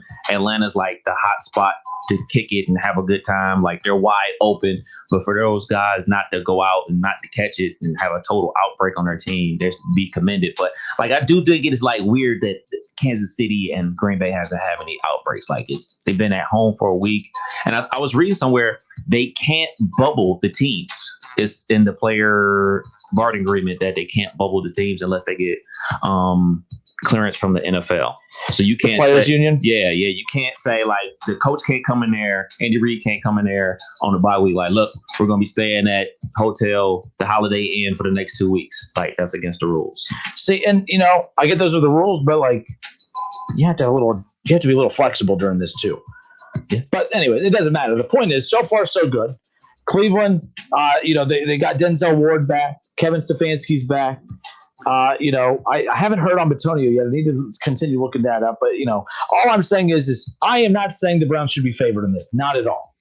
Kansas City should be favored. But, dude, they basically, they set all their starters in the final week of the regular season. Doesn't that seem like forever ago, by the way? The Browns-Steelers matchup from the final week 17. They've basically been off for 3 weeks. Chilling. And even before the Chiefs were talking about, and even before those 3 weeks that they were off, they weren't playing great football. But I mean, good, you're winning. You only lost one this year. I'm not going to say that they're bad. But, man, all I'm saying is I'm very shocked at that line. And they very well could go out and just stick it to Cleveland. But all I'm saying is that when you really dissect the numbers, the offense isn't that much more explosive than Cleveland's. The defense is not better. I keep seeing people in the comment section saying they're not going to be able to stop the Chiefs. The Chiefs, are the Chiefs going to stop the Browns? Who's been the Browns and the Chiefs are the two most explosive offenses in the NFL. Someone yesterday called in, brought up a great point. I forgot who it was. It was towards the end of the show, but he brought up the Bills. The Bills are pretty good offensively too in the AFC, but their run game's not great. Yeah. The Browns, I think, have the best overall offense in regards to the balance of the pass and the run. The Chiefs' pass game makes up for their run deficiencies. Who did they lose? Williams. Who was their running back that they lost this year? The rookie from Utah, Zach. I want to say Zach Morris. Williamson, or it's not Zach Morris. Zach Morris is from Saved by the Bell, but it's Zach something. So yeah, he's a rookie from Utah. So either way, and they have Clyde Edwards-Helaire this year, who I had on my fantasy team, who was kicking ass to start the season, and then I just stopped using him towards the end. I had to make a trade for Nick Chubb, and I made some money. That's all that matters. Andy, shout out Andy. He says, "What about the rumors of Ryan Day to the Eagles?" Andy, we talked about this yesterday, where I mentioned I don't think that's those rumors and those reports. I don't buy into those. I always equate it to if you see a good-looking woman walk by, it's not news that you think that woman's good-looking. Of course she's good. Everyone thinks she's good-looking. Now, if that good-looking woman turns and looks at you and says, "Hey, I'm interested in you," now it's a story. Now people find it interesting. The Eagles should be interested in Ryan Day, and it looks like the Eagles are panicking. They're going after everybody. The Kellen Moore from the Dallas Cowboys, they're interested in him. Dude, he's your age. Yeah, they're interested in him. They're interested in Lincoln Riley. And let me say this. Everyone that they are interested in, they should be. They should be in. But to me, it's not news until any of those candidates are interested back. So, no, Andy, I saw that. Ryan Day, he's definitely not interested back at them by now. Kellen Moore, 32 years old. He's older than me, slightly. I'm the big 3-1. All right. Laura Dell, shout out to Laura. She says Ryan Day said he wasn't taking any head coaching interviews. Yeah, I don't think Ryan Day's there yet. Actually, no, that's not true. I thought that he might think about it. I don't think there's a good job available that makes sense for him. But I thought if you're Ryan Day, and I said the same thing about Lincoln Riley 2 years ago when they got just blasted by LSU in the playoffs. I said Lincoln Riley needs to go to the NFL now. Because if you go to the NFL now, you're going to go out on a hot streak, making the playoffs 3 straight years, all these Heisman-winning quarterbacks and the Heisman finalists. I just think that, Lincoln Riley should have went out last year because if you come back, eventually your luck with quarterbacks is going to slow down at some points, right? Well, look, they have a good quarterback, but not as good this year. His stock may not be as high as what it was a year ago. Ryan Day's stock may not be higher than what it is right now. Go to the NFL with your last year being with Justin Fields. You can always come back to college and have any job you want, but I still think he has quarterbacks galore coming in, talent galore. I think it makes sense to stay, but it wouldn't have surprised me if Ryan Day at least looked. But no interviews. That's interesting. Good for him. Yep. Stick with the Buckeyes. We appreciate that because right now you don't want to be searching for a head coach in college football. No, you don't. And the thing is, we still don't. We'll get into that in a bit, in a little bit. All right, 457-9464. It's the 1410 ESPN Radio 10K payday. We have your winning word coming up around the corner, so be listening out for that. If you're just tuning in and don't know what that is, every hour starting at 7 a.m. Monday through Friday, we give out a winning word. You take that winning word and enter it at wingam.com, and it'll give yourself an opportunity potentially to win $10,000. It's the 1410 ESPN Radio 10K payday. Who wouldn't want an extra $10,000? Kenner and Cav, we'll be back in a moment right here on 1410 Wing AM. It's the Justin Kenner Show with Kev Nash. Justin, you're awesome, baby. Right here on 1410 ESPN Radio. ESPN 1410 Wing AM weather. This afternoon will be partly cloudy, a high near 45. Tonight's going to be cloudy with rain, a low around 36. And tomorrow will be cloudy with rain and snow, a high near 41. I'm Pete Spivak for 1410 ESPN Radio. Craft beer fan? Milano's features the best craft brews on tap every Thirsty Thursday. Choose from local favorites and other world-class selections for just $5 a pint all day on Thursday at Milano's Pizza Subs and Taps. From shredding to printing, the UPS store does every ing for small business. And this holiday, when the other guys are closing, we're doing another ing altogether, opening. So while we're busy notarizing and copying, consulting and mailboxing, packing and shipping, well, they're not really doing much of any ing. Opening this holiday, the UPS store. Every ing for small business, all in one place. The UPS store. The UPS store franchise locations are independently owned and operated. Services, pricing, and hours may vary. See Center for details. The success of Janet's meal prep business is keeping her from keeping up with customer appetites. Paleo Prep Meals, this is Janet. Yep, you just reheat. But we actually have a wait list currently. Oh, can you hold on one sec? She needs to hire. I need Indeed. Indeed you do. The moment you sponsor a job on Indeed, you get a short list of quality candidates from our resume database. Indeed delivers 2.5 times more hires than the other branded job sites combined, according to Breezy HR 2019. Visit Indeed.com/credit and get a $75 credit for your first job post. Terms and conditions apply. You have empty office space to fill or home office to create. You know what you need. You know what you'd like. But you also have a pretty good idea after you've shopped around the usual places what you need and what you like might not happen. Well, then you haven't been to Charles Larrick's Warehouse Outlet. Nobody has their selection.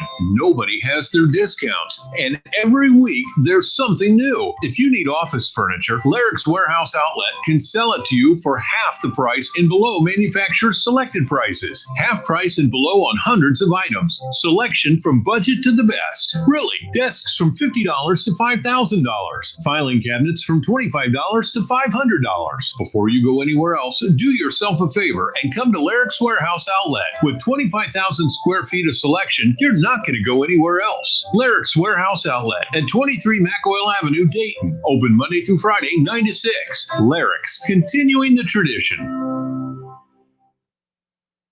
Attention Class A CDL drivers. Looking to be more than just a number? Yoel Transportation in Dayton is looking for drivers with at least 1.5 years experience. Yoel has open positions for no-tarp flatbed drivers and no-touch regional or local van drivers. Yoel is ELD compliant and offers 401k with match, medical, dental, vision, holiday pay, vacation, safety bonuses, and now has a rider policy. Call Rick or Joe at 937-294-5933 and ask about the $5,000 sign-on bonus today. Need legal help? We can help. Hi, this is Mike Foley, your Montgomery County Clerk of Courts. Have you heard about our new help center? It's located at the Montgomery County Courthouse, providing legal information and forms. And we also share programs and resources that may be available to you. Let us help you navigate the court system. Visit us online at courthouse2u.com for more info. My name is Kate Courtley, and this is my new show, Can You Survive This Podcast? I'll be drawing on my years as a former Navy SEAL platoon commander, sniper, and CIA contractor. The show is designed to teach you techniques that will increase your chances of survival if you happen to find yourself or your family in any life-threatening disaster scenario imaginable. Subscribe and listen for free on Spotify. Can You Survive This Podcast? These days, it's okay to do some things halfway, like wearing your pajama bottoms on a work call, but managing your prescriptions shouldn't be one of them. That's why CVS has a proprietary search tool to find ways that may help lower your prescription costs, and will deliver them for free. No wonder CVS customers are better than most at staying on prescriptions, which tends to make you healthier. Come in or call today and get a free prescription savings review at CVS. Savings vary. Not all patients eligible for savings. Delivery restrictions apply. Visit cvs.com for details. Guys, you know that new Untucked shirt you've been eyeing? Well, you can save on your favorite styles with the new winter clearance event going on right now at Untucked's 80-plus stores and Untucked.com. Untucked shirts were designed to be worn untucked. They fall at that just right length so you can feel comfortable and look sharp. Save on our top button-downs, including wrinkle-free, performance, flannels, and more. Perfect for right now. So don't wait. Save on your favorite styles on clearance today at your nearest Untucked store or at Untucked.com. Merrill Edge Self-Directed helps put investing within reach. Get started at merrilledge.com/within-reach. Merrill Lynch, Pierce, Fenner & Smith Incorporated. Registered broker-dealer, member SIPC. 1410 ESPN Radio is Dayton's home of the Ohio State Buckeyes on the hardwood. Football may be over, but basketball is just heating up. Support Chris Holtman and his Buckeyes as they battle it out in the toughest conference in all of college basketball, the Big Ten. Every dribble, every shot, every Buckeyes win. Catch it all right here on ESPN 1410 Wing AM. Whether you're at home, at work, or in your car, tune in to ESPN 1410 Wing AM or stream us live at wingam.com.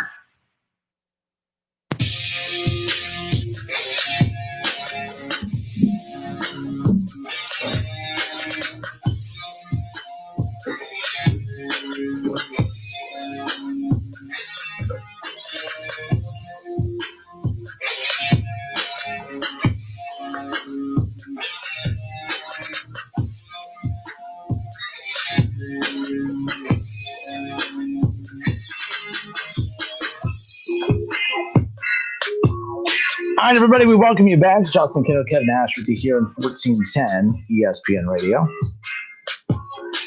So interesting. We're going to get into this coming up later in the show. The Cincinnati Reds, addition by subtraction. How can you lose Trevor Bauer and you lose a lot? I mean, they lost a lot of key pieces. How can you lose all those guys and still be all of a sudden the favorite to win your division? Addition by subtraction. Maybe not subtraction from their own players or addition from their own players. They had a little help in the NL Central. We'll talk about that coming up here around the corner. Plus, there was a lot of rumors circulating about the Reds being interested in Francisco Lindor. Of course, Francisco Lindor no longer with the Cleveland baseball team. Now, of course, now with the New York Mets. Now that I'm kind of glad that happened just so we could put that to rest. I was convincing myself that I didn't really care about Francisco Lindor, but deep down I'm like, oh man, I can already picture him in a Reds jersey. I could picture sitting at Great American Ballpark, third base line, just being right there in front of watching him make great plays. Hearing the roar of the crowd every time he made a big play. It's unbelievable. So, but he signs with the Mets or is traded to the Mets. All right, fine. But the Reds have been looking at some other shortstops. Didi Gregorius, obviously, Simeon is another one that reports are out that they're interested there. And I also saw that the Cincinnati Reds they've been sending some guys out to look at Corey Kluber throw, and Corey Kluber the Reds are interested there.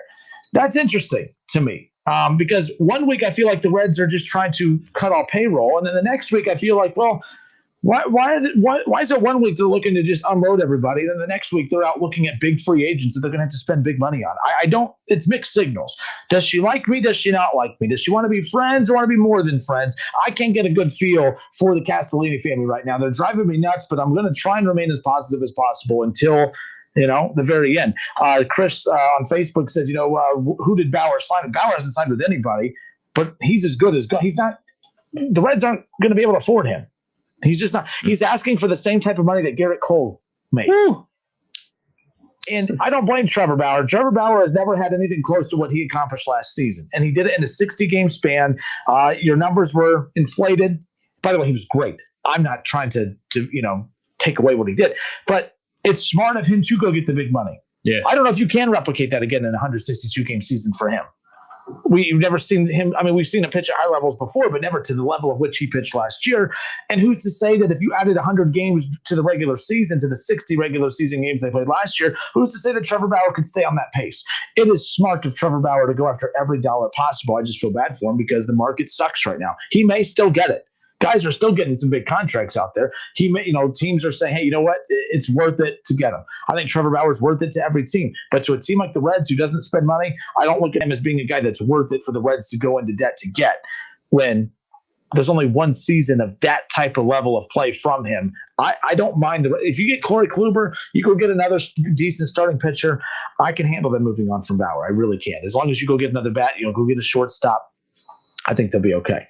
All right, Justin Kinner, Kev Nash with you here on 1410 ESPN Radio. I have an update for you from the OHSAA regarding basketball. So we know how this season ended with or how last season, it was, I think, in regionals for boys basketball and state for girls basketball. Where the season COVID-19, the whole world came to a complete stop. The entire sporting world came to a complete stop.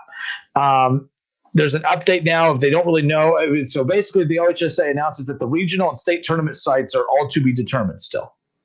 Okay. We saw them change things up for the state football championships this past year. Okay. So it had changed sites a few times. So it's still to be determined for boys basketball and girls basketball. The regional and state tournament sites are all to be determined. It is not yet known which of the previously announced sites will permit events to be held at their venue or which will allow spectators. Obviously, I think they're going to try and be flexible there. By the way, what for local girls and boys basketball games right now? Is it on a school-by-school basis? Are parents attending games? I'm sure there's a limit on how many people can go to these games. Parents are going, right? Fans are going, student sections? I thought it was just parents. So no student section. That's from what I said. But see, that's what's crazy. I don't mind. I mean, the kids, they wanted the experience. They got the experience. I saw large student sections at state football games this past year. But no student sections at basketball, or is there? I don't know. We should know this, doing sports in this town, and we both don't. I don't know. Maybe it's that whole outside thing again.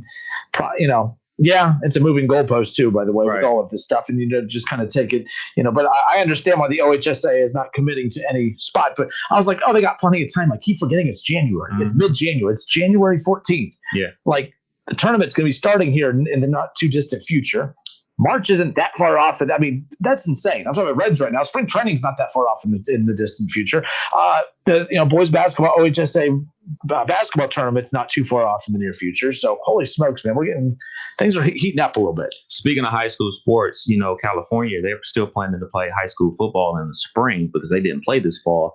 I'm curious if you had a son that had a Division I scholarship, and he's a senior this year, is he playing football in the spring? I wouldn't. Well, I mean, again, it would be a kid by kid basis. What's your recruiting like right now? Do you have offers on the table? If you've been in communication with those coaches, they've been dealing with the same things you have in regards to the uncertainty of everything. So, if you got a scholarship, National Signing Day is come and gone already. You already signed your letter. You going to USC. Are you playing football, high school football this spring? Oh, no. I mean, to be fair, though, if you love the game and you want to, more power to you. But I wouldn't judge anyone who doesn't right now. Mm-hmm. The other thing is, too, back in August, September time, when we're talking about football being moved to the spring, I like the PFL, the Dayton Flyers, they opted out of spring football, which I think is smart. Because what do you do if you play this spring? The season would end in what? So when would it even start? What would be considered spring football then? April. So April. So April, May, then you get June, July off and start in August for the fall. Yeah.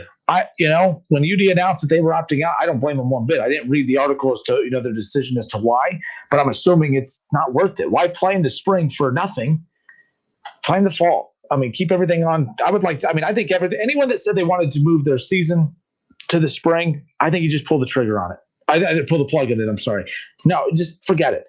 It sucks. It was a lost season. We tried, but let's just pick up. Let's pick up next fall. Let's pick up next whenever for whatever. Yeah, you got to think it's probably going to cost you more money to try to pull on a season in the spring than the money that you're actually going to bring in. Can you imagine the Big Ten was planning on playing in the spring? No, so doesn't that seem like forever ago when we were talking about, oh man, there's no Buckeye season. They're going to play in the spring. I can't imagine, as we just wrapped up the season for college football, I can't imagine mentally transitioning to, well, guys, Clemson and Bama just wrapped up the national championship game.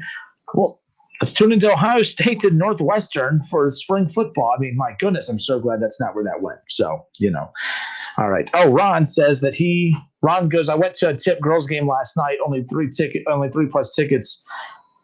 Only 3 tickets plus have to be on. Oh, I see. Only 3 tickets plus you have to be on the list. Okay.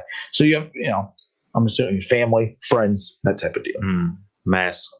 Yeah. What are those? Hand sanitizer. Lysol. All right, folks. Justin Kinner, Kevin Nash with you here on 1410 ESPN Radio. Coming up here 15 minutes from now, we will rank quarterbacks 1 through 8. The number 1 quarterback remaining in the playoffs to the worst quarterback remaining in the playoffs. We're going to rank the 8 remaining quarterbacks as we head into the divisional round of the playoffs coming up this Sunday. I can't believe just how different the AFC versus the NFC is. In the NFC, you have Aaron Rodgers, you have Drew Brees, you have Tom Brady. You have Jared Goff, who's he's young, but I mean, the face of the NFC, it's all those seasoned vet quarterbacks. Even, Russell Wilson, who's no longer in the playoffs. I mean, he's 32 years old. I feel like I keep thinking of Russell Wilson as like one of the young bucks in the league. He's not old by any means. I'm 31. He's definitely not old. But like he's closer to the end of his career than he is to the beginning of it. But then you look at the AFC. Baker Mayfield's 25 years old. He's the oldest quarterback in the playoffs right now on the AFC side. He's older than Patty Mahomes? Oh, yeah, he's the oldest. Yep, he's 25 years old. That's right, because he redshirted. Yep. Joe Burrow, I believe, is older than Baker Mayfield, if I'm not mistaken, or they're the same age. No, Joe Burrow is older than Lamar. Okay, that's what it was. I knew he was older than, Yeah, Lamar is still like 19. So Baker's old. So you said Baker's older and better than Burrow? Is that what you said? I definitely didn't say that. I did. That's what I said. How about that? All right, but we'll get to that coming up here just around the corner. Justin Kinner, Kevin Nash with you here on 1410 Wing AM again. Still keeping an eye on the rumors circulating. Urban Meyer close to signing a deal, finalizing a deal with the Jacksonville Jaguars. Urban Meyer in the NFL. How cool is that? All right, folks, we'll be back in a moment. 457-9464. Justin Kinner, Kevin Nash. We'll be back in a moment.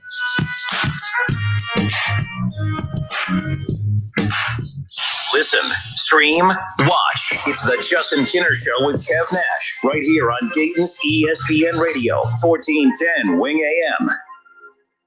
2020 has been a hard-hitting year for all of us, but specifically for our veterans. Montgomery County Veterans Service Commission will be holding a new winter coat giveaway for all qualifying veterans on Friday, January the 15th at the Montgomery County Veterans Service Commission, located at 627 Edwin C. Moses Boulevard, 4th floor, East Medical Plaza. For coat qualifying requirements, go to mcvsc.org or call 937-225-4801.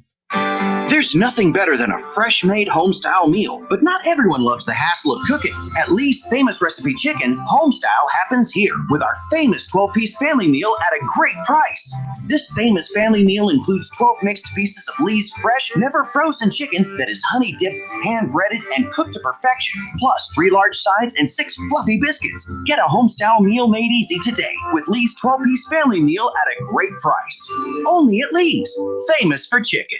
New year, new job, new pay rates. Ritz Hall North America LLC in Urbana has immediate openings seeking experienced assembly operators, welders, machine operators, paint unloaders, and paint loaders. Ritz Hall offers a minimum starting wage of $15.30 per hour with a $1 shift differential for second and third shifts, monthly attendance bonus, and benefits starting on the first of the month after hire. If interested, please email Katie McKee your resume at mckee.k@ritzhall.us. Ritz Hall is proud to be an affirmative action and equal opportunity employer. Germain Honda Beaver Creek is your local Honda dealer. For a limited time, get 0% financing on the 21 Honda Passport, Honda CRV, Honda HRV, and the 21 Pilot. Plus, get $0 due at lease signing on the 2020 CRV, Civic Sedan, and HRV for well-qualified buyers. See me, sales manager Jason High, for complete details. We're on Route 35, just east of 675 between Xenia and Beaver Creek. Germain Honda Beaver Creek, the right car, the right price,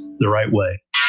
It's auction time again in North Lima, Ohio, with home improvement products and building materials, and it's all online, ending this Tuesday at 12 noon. Go to pbauctions.com and register to bid on name brand home improvement products online. Kitchens, flooring, Anderson windows and doors, decking, unclaimed freight, and more, all sold online at pbauctions.com. Auction ends this Tuesday at noon, so we'll see you online at the auction.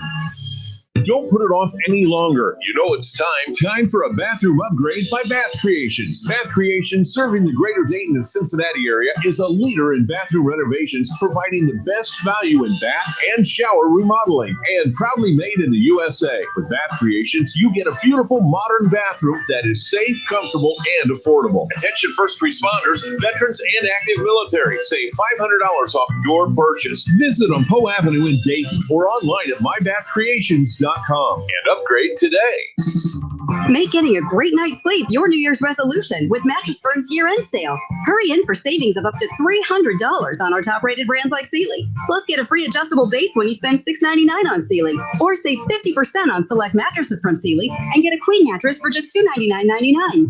Don't wait. Shop in-store, online, or by phone with a sleep expert for these amazing deals. Only at Mattress Firm. Offer valid with qualifying purchase. Restrictions apply. Valid at participating locations only. For offer details, visit mattressfirm.com/sale. If I'm not commuting anymore, where do I really want to live? While you handle life's questions, Merrill Guided Investing helps you manage your portfolio and invest for your next move with the option to work with an advisor at a low cost and minimum. Merrill, a Bank of America company. Visit merrilledge.com/investing goals to get started today. Investing involves risk. Merrill Lynch, Pierce, Fenner & Smith Incorporated, both a registered broker-dealer and investment advisor, member SIPC. Investment products are not FDIC insured or not bank guaranteed and may lose value.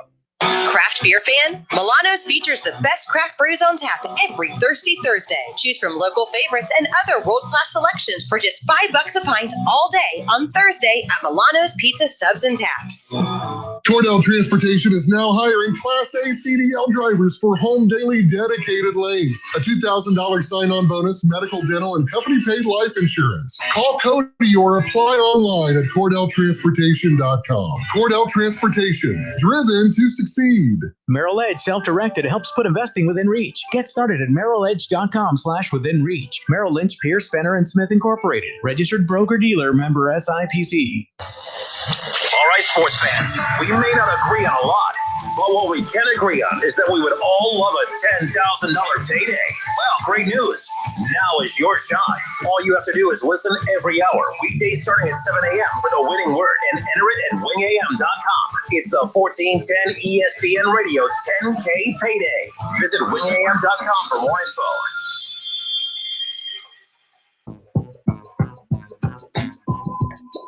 The 1410 ESPN Radio 10K payday. Head to wingam.com. Enter the winning word SHARP, SHARP. Enter the winning word SHARP at wingam.com to give yourself an opportunity to win $10,000. It's the 1410 ESPN Radio 10K payday. Right here on 1410 Wing AM. So head to wingam.com and make sure you give yourself an opportunity to be listening all day, every hour, Monday through Friday. I can't speak today. Monday through Friday, every hour, starting at 7 a.m. Be listening for the winning word. You'll take that winning word to wingam.com. You'll enter it again to give yourself a shot to win $10,000. All right. So yesterday we talked about the breaking news out of the NBA, Cav. The big deal for James Harden. I want to care about this, but I don't. Huh? I don't. I don't know how it's going to work. The one thing about the Nets that I find interesting is I don't think that this was done to form the big three, Kev. I don't think James Harden was brought here to form the big three. There's a part of me that feels James Harden was brought here to replace Kyrie Irving. I don't know what the state of Kyrie Irving is moving forward. Mm-hmm. But I don't care if Kyrie comes back and says, I'm committed to playing. I think you move on from Kyrie anyway. Because what you can't have happen is Kyrie coming back and investing, and then you got to worry about another spell happening where he just mentally checks out. You can't afford, if you're the Nets, with all the money you're spending, you're $90 million or it's more than that. I think it's that's what it was. It was $114 million a year that they are paying just these three players. Yeah. These three players make more than the Knicks, these three players alone, the payroll just for them three, make more than like 5 or 6 different combined NBA teams, the Cavs, the Knicks, and quite a few others. Like, that's insane. You can't afford, even if Kyrie Irving is mentally into it, I don't think you could take a chance of, even if things are good, you're always going to be wondering, oh, man, is this going to be the week that he just checks out, decides, hey, this isn't worth it? And this isn't like, I'm not going down the road of the social justice reform or anything like that. Like, it has something to do with this, but it doesn't. Mm-hmm. Like, there are ways that LeBron James uses his platform as good as any athlete in professional sports. I'm not going down the political spectrum of this, but I can't think of an athlete that does a better job of using his platform and his status along with his political pull and his political opinions to help bring awareness to what he is trying to bring awareness to. And I'm not going to tell someone how to use their platform, but at the same time, I do believe a company has a right to say, hey, we're not backing you in what you are trying to support, but when what you are trying to support becomes selectively engaging with the team, we can't support that. And I think that the Nets need to right now move on. If it means cutting him, I don't risk it. I don't risk it. If I'm Kevin Durant, I'm going to the front office and saying, even if he comes back and apologizes and says he's good, cut him. I don't risk it. I really don't. James Harden and Kevin Durant are good enough to be your big two. I don't think we need the big three anymore. Kevin Durant or LeBron James and Anthony Davis, that was your big two. It's a tandem league again. You look at Paul George and Kawhi Leonard. And now maybe you're saying, hey, the big three beats the big two comments. Right. But I think you're the big 2.5. And it's, it can, I don't look at Kyrie and trust him at all. If I'm the Nets, no, I don't give him the chance to implode it because I'm pulling for the Nets for this reason. The NBA Finals, LeBron James, Anthony Davis, Kevin Durant, James Harden. I can't think of a better NBA Finals matchup than that. Kyrie Irving will ruin it. And that's what I'm worried about, selfishly. At what point did you give up on Kyrie? The fact that we're only, a couple games into the season, a couple months or about a month into the season, and what we were worried about happening has already happened. They were winning. And it's not like they were losing and he checked out. They were winning and he checked out. And again, not going down the avenue of the stuff that he's involved in right now. I could support that. But the way he's going about doing it, as we talked about, you don't even call your general manager. You don't call your head coach. Kevin Durant doesn't even have answers. No one has. He just disappears. You can't. That's flaky. That's weird. You can't do that. And then I see people on social media because I found out if you rip Kyrie Irving, that means I ripped Kyrie Irving. I get called racist. Oh, don't you just hate when an athlete is trying to stand up for social reform? And I'm like, what are you talking about? Don't you just hate when one of your highest paid athletes on your team just doesn't show up to work and doesn't give an explanation as to why? That's what this is about. It's not about he's distracted by this over here. It's about that he has just totally blocked out this. He's paid too much money to sit there and just totally ignore everything that's going on this side. That's all. This is something that Cleveland Cavalier fans have been dealing with since Kyrie was a rookie. He is an individual, and we're all individuals, but he's like a power individual. He's a quote unquote free thinker, doesn't go with the flow, likes to rock the boat. That's all cool. He doesn't just believe whatever somebody says. He does his own research. I'm with all those things. And I don't really want to regurgitate what I said yesterday, but I will say this. When you have responsibilities as an employee, because like it or not, they're employees. They play basketball. Sports players are employees for the team, for the franchise that they play for.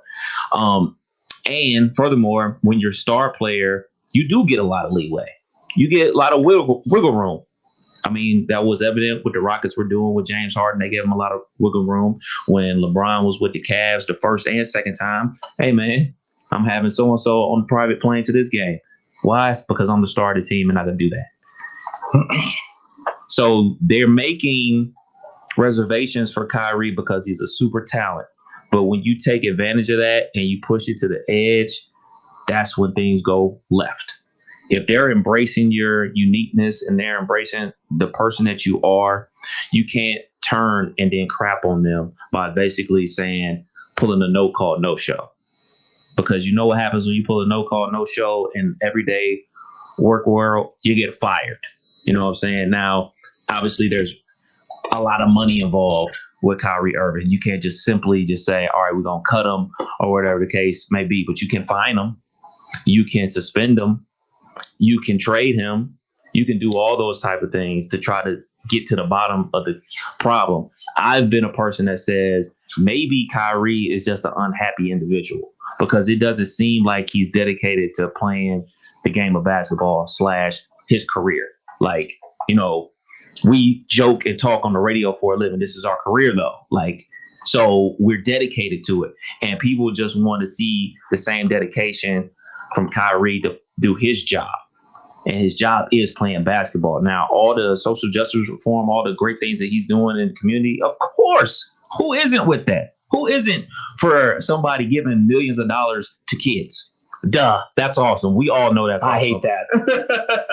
But when you turn around and crap on your rookie head coach, crap on your organization, pull a no-call, no-show, leave your teammates in the wind, that's a problem. I saw Stephen A. talk about he would trade him or said he should retire. Said he should retire. You talked about possibly trading him. I think all those things should be on the table, man. I've never been a big Kyrie guy because of things like this. When you say you don't want to be Robin to LeBron's Batman when you've been in the NBA Finals multiple years and LeBron James has made everything possible, well, not everything possible for him, but made every sacrifice to make, hey, man, you want to dribble the ball, a maniac, and take all these off-balance shots, I'm going to back you up. I'm going to allow you to be a free will player and do what you do. And I'll play the back end to you. But in crunch time, give me the ball. So when you have the best basketball player on earth on your team and that ain't good enough for you, then you go to the Celtics and they surround you with a whole bunch of young talent like a Tatum, like a Brown. That ain't good enough for you. Now you're playing in a big market, it's New York City, man. It's New York. They got the cool uniforms. They got the all black uniforms there in Brooklyn. Brooklyn's a great happiness city. They got all this behind them. You're playing with Kevin Durant and you're not happy now. So is basketball making you happy, or is fighting social injustice who's going to make you happy? Is that going to make you happy as a person? Then do that. Don't waste everybody's time.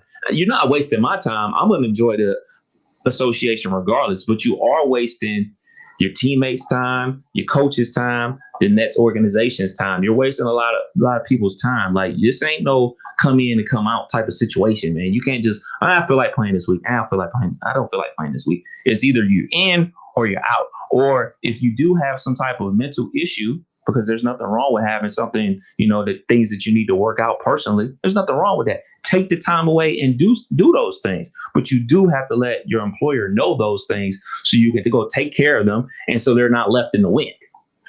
Yeah. And I think at the end of the day, they invested so much into these three that even if you to count your losses, I'm telling you, even if they start winning, Kyrie comes back, he's going to check out at some point. And what would be the worst thing in the world to have happen is for Kyrie all of a sudden to catch a bug close to the playoffs. And then it's like, oh, you know what? I wouldn't risk it. I wouldn't risk it. And then you got to think too, think about what Kevin Durant did. Like, let's be clear. Kevin Durant didn't go to the Nets and then Kyrie got there. Kevin Durant went to the Nets knowing that his Robin was going to be Kyrie. Yes. Or maybe he told him he could be Batman. This is like whatever. So, but think about, like, if you're Kyrie Irving, like, you don't have any sense of feeling for other people. Like, it's just weird. There's a disconnect between him and people. And I don't want to make it like a horrible person, because what he's doing is great. Like, he's using his platform, but at the same time, you're using your platform, but you're also cutting out your platform at the same time. That's what I don't understand. But think about what you convinced Kevin Durant to do. Kevin Durant left Steph Curry, Klay Thompson. He left a dynasty. You convinced him that, hey, that was special what you did. Let's go do our own thing over here. You convinced him to leave. You convinced him to leave the stable relationship. He was a happily married man. Okay, him and his wife were making tons of money. They were happy, but you were trying to convince him that, hey, let's go just do our own thing.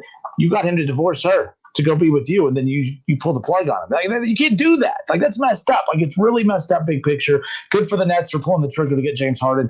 I think Harden ultimately, he's going to get back in shape. I think he was your typical distraught NBA player, just mad at the front office, whatever. He's going to be committed. He's going to get back in shape. Nets are going to win games.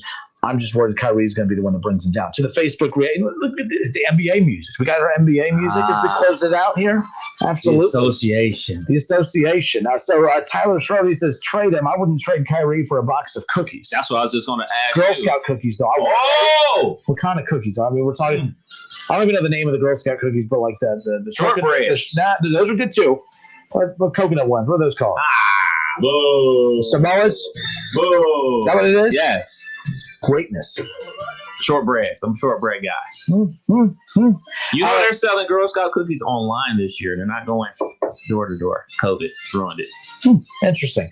Josh Nichols says Kyrie will be fine with KD and Harden. The NBA regular season before the All-Star break is like the NFL preseason.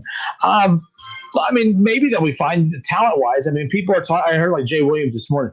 This is the greatest construction of a roster we've ever seen on paper. In the NBA, I've learned, look, when LeBron, D-Wade, and Bosh didn't win a title their first year, like there's too many examples of teams that have been put together that look like super teams on paper that just they didn't mesh. You had Gary Payton, Karl Malone, Kobe Bryant, Shaquille O'Neal. You had that dynasty that couldn't get. I mean, they couldn't win a fourth NBA. They could have won a fourth title in a row. And they got better. That roster was better than the three that they had winning the damn title, and then they lost to not a bad Pistons team, just not an overpowering Pistons team. But anyways, I don't care about that. My point is, too many examples of super teams that don't pan out. I don't trust this one. Of all the super team rosters, I don't trust this is like the one that I look at and say, if I had to put money on it not working, I'm putting on it to not work, if that makes sense. Eric Pugh says Kyrie is a flat-out cancer and a very immature person. You can't deny that he demolishes teams. Like, I don't know what happened. He won a title in Cleveland. Clearly, he was in the right state of mind for a long enough period of time for a team to gel enough to win a title. But I think, who was that hurt? Oh, Greeny today brought up a good point. He goes, what he thinks happened is he saw Kyrie Irving watches the power of LeBron. The problem is Kyrie thinks he's on the same level as LeBron. That's the problem. And to be honest, he's not even on the same level as Kevin Durant. He's just not. He's not. But Kyrie looks at those types of players, and he wants that. He wants that empowerment. He wants the control of the franchise, but he's not at their level. He's not them. And I think he wanted to, create that. He forced his way to Cleveland. He thought he can go Boston and push Boston around. Couldn't do it there. Every team he goes to, they're better without him. Even last year with the Nets, when KD was out, they were worse with him on the floor than when he was off the floor. Like that right there is a clear-cut sign. You ain't it.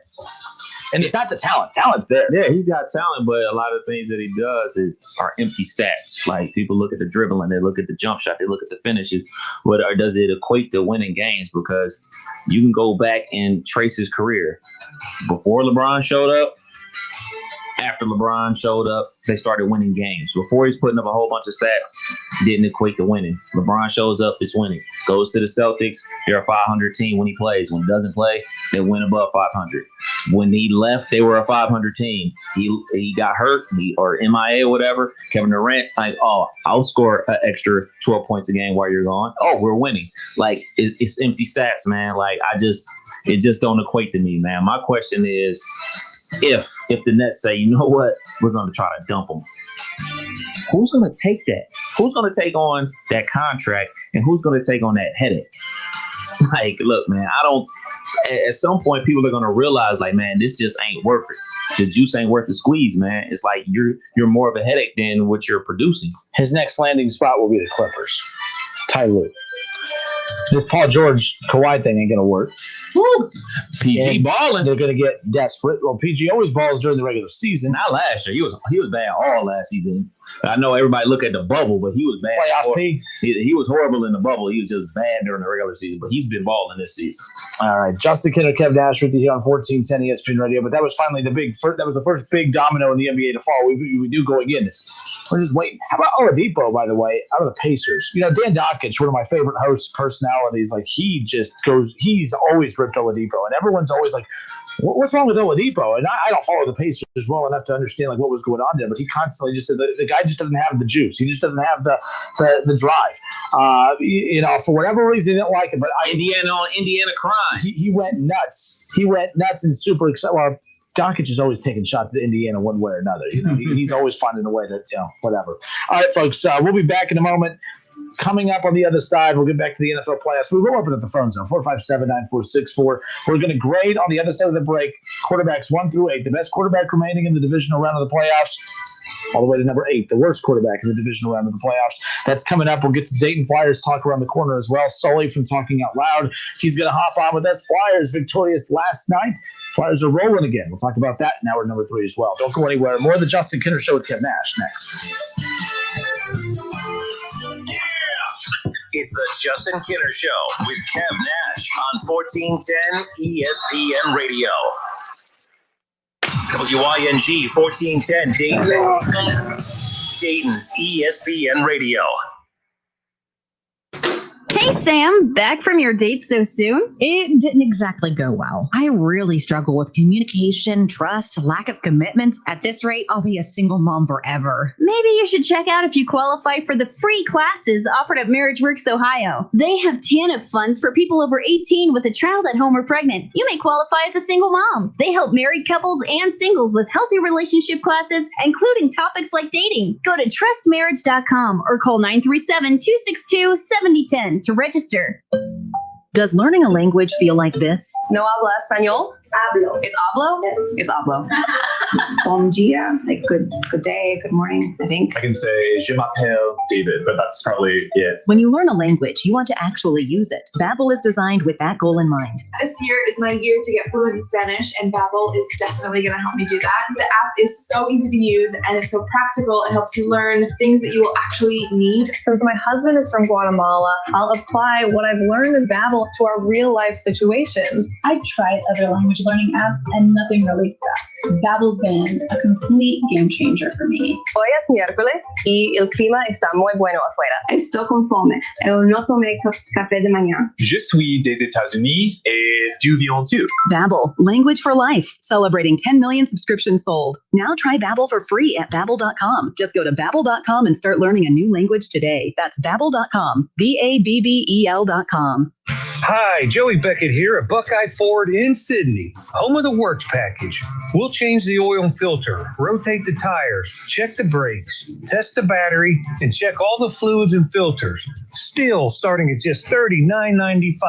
And ask us about our double take tire specials. Goodyear, Michelin, BF Goodrich, Kelly, and other quality tires. Buckeye Ford in Sydney, exit 92 off of I-75. We'll see you soon. Craft beer fan? Milano's features the best craft brews on tap every Thirsty Thursday. Choose from local favorites and other world-class selections for just $5 a pint all day on Thursday at Milano's Pizza Subs and Taps. Staples has everything you need to start the year right, like home office furniture, the latest tech, and organizational supplies, and all at amazing prices. Get a fresh start this year with big savings from Staples. You want more local content from Dayton's ESPN radio station, 1410 Wing AM? Make sure you subscribe to the WING 1410 Dayton YouTube channel, where you can watch all your local shows live, or go back and rewatch previous episodes of the Justin Kinner Show with Kev Nash, the Keith Fire Show, Talking Out Loud with Sully, and more. All sports, all the time. This is 1410 ESPN Radio. It's the Justin Kinner Show, live here on ESPN Dayton, 1410 Wing AM. Tweet the show at 1410 Kinner, or give us a call at 457-9464. We now send you to the Wing Studios in Kettering. Here's your host, Justin Kinner. All right, everybody, we welcome you back. Justin Kinner, Kevin Nash with you here on Dayton's ESPN radio station, 1410 Wing AM. I don't know about you. I'm not a fan of, Rob Manfred. I would really love to see them make a change in that at some point, right? Like, I don't think I'm in the basement of that alone when it comes to my opinion on Rob Manfred. And I think I'm starting to see a path to who the next Rob Manfred's going to be. Major League Baseball just announced that they have hired former Chicago Cubs president Theo Epstein as a consultant to on-field matters. Now, again, that's still a gap between that. I could see Theo Epstein moving up those ranks and being in that position at some point. Wow. There we go. That's amazing. That is. Because everything that we heard about Theo Epstein, he's taking a year off to be with the family. I think this. But I guess this job you can do from home. But I mean, but I do think that this is a sign of a path to him going down that road at some point. I mean, I think the league needs someone like him. I saw that they are very close to the discussions of banning the shift are really starting to pick up. My problem with that's lazy. To me, the fact baseball is lazy with that. If you are really going to change a rule, apparently because it must be easier to change a rule than it is to expect the best baseball players in the world to learn how to hit away from it, or to, heaven forbid, freaking bunt. You mean to tell me that we're going to have to change the entire rule of baseball about the shift because the best players in the world aren't skilled enough to lay down a damn bunt along the third base line? Are you kidding? Like, I think that's pathetic. I'm not a fan, like the zone in basketball. Like that's lazy. Why would you take anything like that away? If teams come up with a concept to stop you from scoring, that's the whole purpose. Sure, it could be ugly, but you know what? What do you do? I mean, when a team plays zone in basketball, I mean, hopefully you have the 3-point shooters, but my goodness, if teams keep playing the zone against you, you're really focused on, I mean, we got to become a better shooting team. Right. And I mean, they started ran a boxing one on Steph Curry. They're running a boxing one on him now because they don't have any other shooters on the team. But it's just one of those things. It is what it is, though. Like, that's a strategy. Like, I hate the shift because it makes the game ugly, but not because the shift is ugly. Like, we're blaming the wrong people. You're mad at the wrong people. You should be mad at the managers. You should be mad at the construction of these rosters who have a bunch of guys that don't know how to hit along the third baseline, who can't lay down a bunt. All right. Enough of that. Like, that's ridiculous. It's so lazy. To play devil's advocate, what if them eliminating the shift is basically the same thing as them eliminating the hand check in the NBA? I don't think there's a parallel there. To me, the zone defense versus the shift would be the parallel. There would be the same thing. I know what you're saying, like, but I don't think those equate to one another. I'm just saying, like the concept of the zone and the shift are the same thing. Right. Because, you know. But I mean, what if it makes the game more exciting and brings in more casual viewers? To say, like, all right, well, if you can't shift, that means that ball is getting through the gap. That means we get more runners on base. That means more runs are coming in. Like, what if this basically makes the game more enjoyable, more palatable for the everyday casual fan who isn't watching 162 Reds games a year? Like, what if this is bringing in me to watch a baseball game that isn't my team? Well, here's why I think we'll never be happy as sports fans. For instance, I'm not getting into a 90s basketball debate with you like yesterday. Basketball in the 90s is boring. It's too low scoring. You know, it's too low scoring. Football. Oh, no one wants to watch a 17-14 final. We want to see them air it out. We want to see touchdowns. And then what happens when we start getting high scoring? We hate the NBA. Why? Not me and you. What's the main complaint about the NBA? They don't play defense. Right. They can't play defense. The rules keep it because, like you just said, you adjust the rules to allow more scoring because we are trained to think that, more scoring equals more exciting play, which is going to equal more viewers, and that's not the case. And if anything, it deters viewers away because they're tired of watching the basketball when no one plays defense, right? Like the diehards like me and you are going to watch no matter what. But the biggest complaint about the NBA is they don't play defense. I don't want to watch that. What's the big complaint about football? You would think that, man, lots of touchdowns. That's great. What's the conference we hate the most in all of football? So, the SEC for jealousy reasons, but in legit, the Big 12. I hate the Big 12. They don't play defense in the Big 12. I hate the Big 12. The Big 12. I mean, what's so hard about playing? You would think that would be. You would think that the branding of the Big 12 would be the best brand of football in college football because why? They score so much. Baseball. I have a hard time believing that by banning the shift. All it's going to do, it might lead to more runs, but to me, I think it's going to make the game look uglier. I think we're going to sit there and say, oh, man, runs are up. Pitching's bad. Defense is bad. You can't stop anybody. So, you are 1,000,000% right. But the mindset of, we got to alter a rule to allow more scoring to happen, that's going to lead to more viewers. That has been debunked for decades now. We hate the Big 12 because they don't play defense. People hate the NBA now because they average. I mean, we looked at the points yesterday. The top 7 teams in the NBA average 110 points or more. The number one defense in the NBA gives up the best defense in the league is the Cleveland Cavaliers. They give up 101 points a game. Go Cavs. That's the number one defense in the league. They give up 101. That's insane. And we're looking at that saying that's great defense. So my point, Kev, is that, yes, you can alter rules that is going to lead to more scoring, but I think that it's flawed. It's a flawed mindset to think that more scoring is going to equal more viewers for that very reason. Baseball, we used to think that the home runs, chicks dig the long ball. We used to think that home runs was going to equal more ratings. People say, well, that's why the steroid era was so great ratings-wise, because look at all the home runs. The last couple of seasons, there has been more home runs hit in each last couple regular seasons than any regular season during the steroid era, and ratings are down. There's more home runs being hit in today's game than at any time before, and more people are checking out than checking in. So I definitely agree with what you're saying. I get it, but I think that's one excuse people use as to why you should change rules, but it never leads to it. We hate high scoring anything, no matter what we say. Like hockey, if they scored more goals, it wouldn't become more interesting. Like, I don't watch hockey because they don't score enough. I just don't watch hockey because it's not interesting. Soccer is not interesting. I don't know.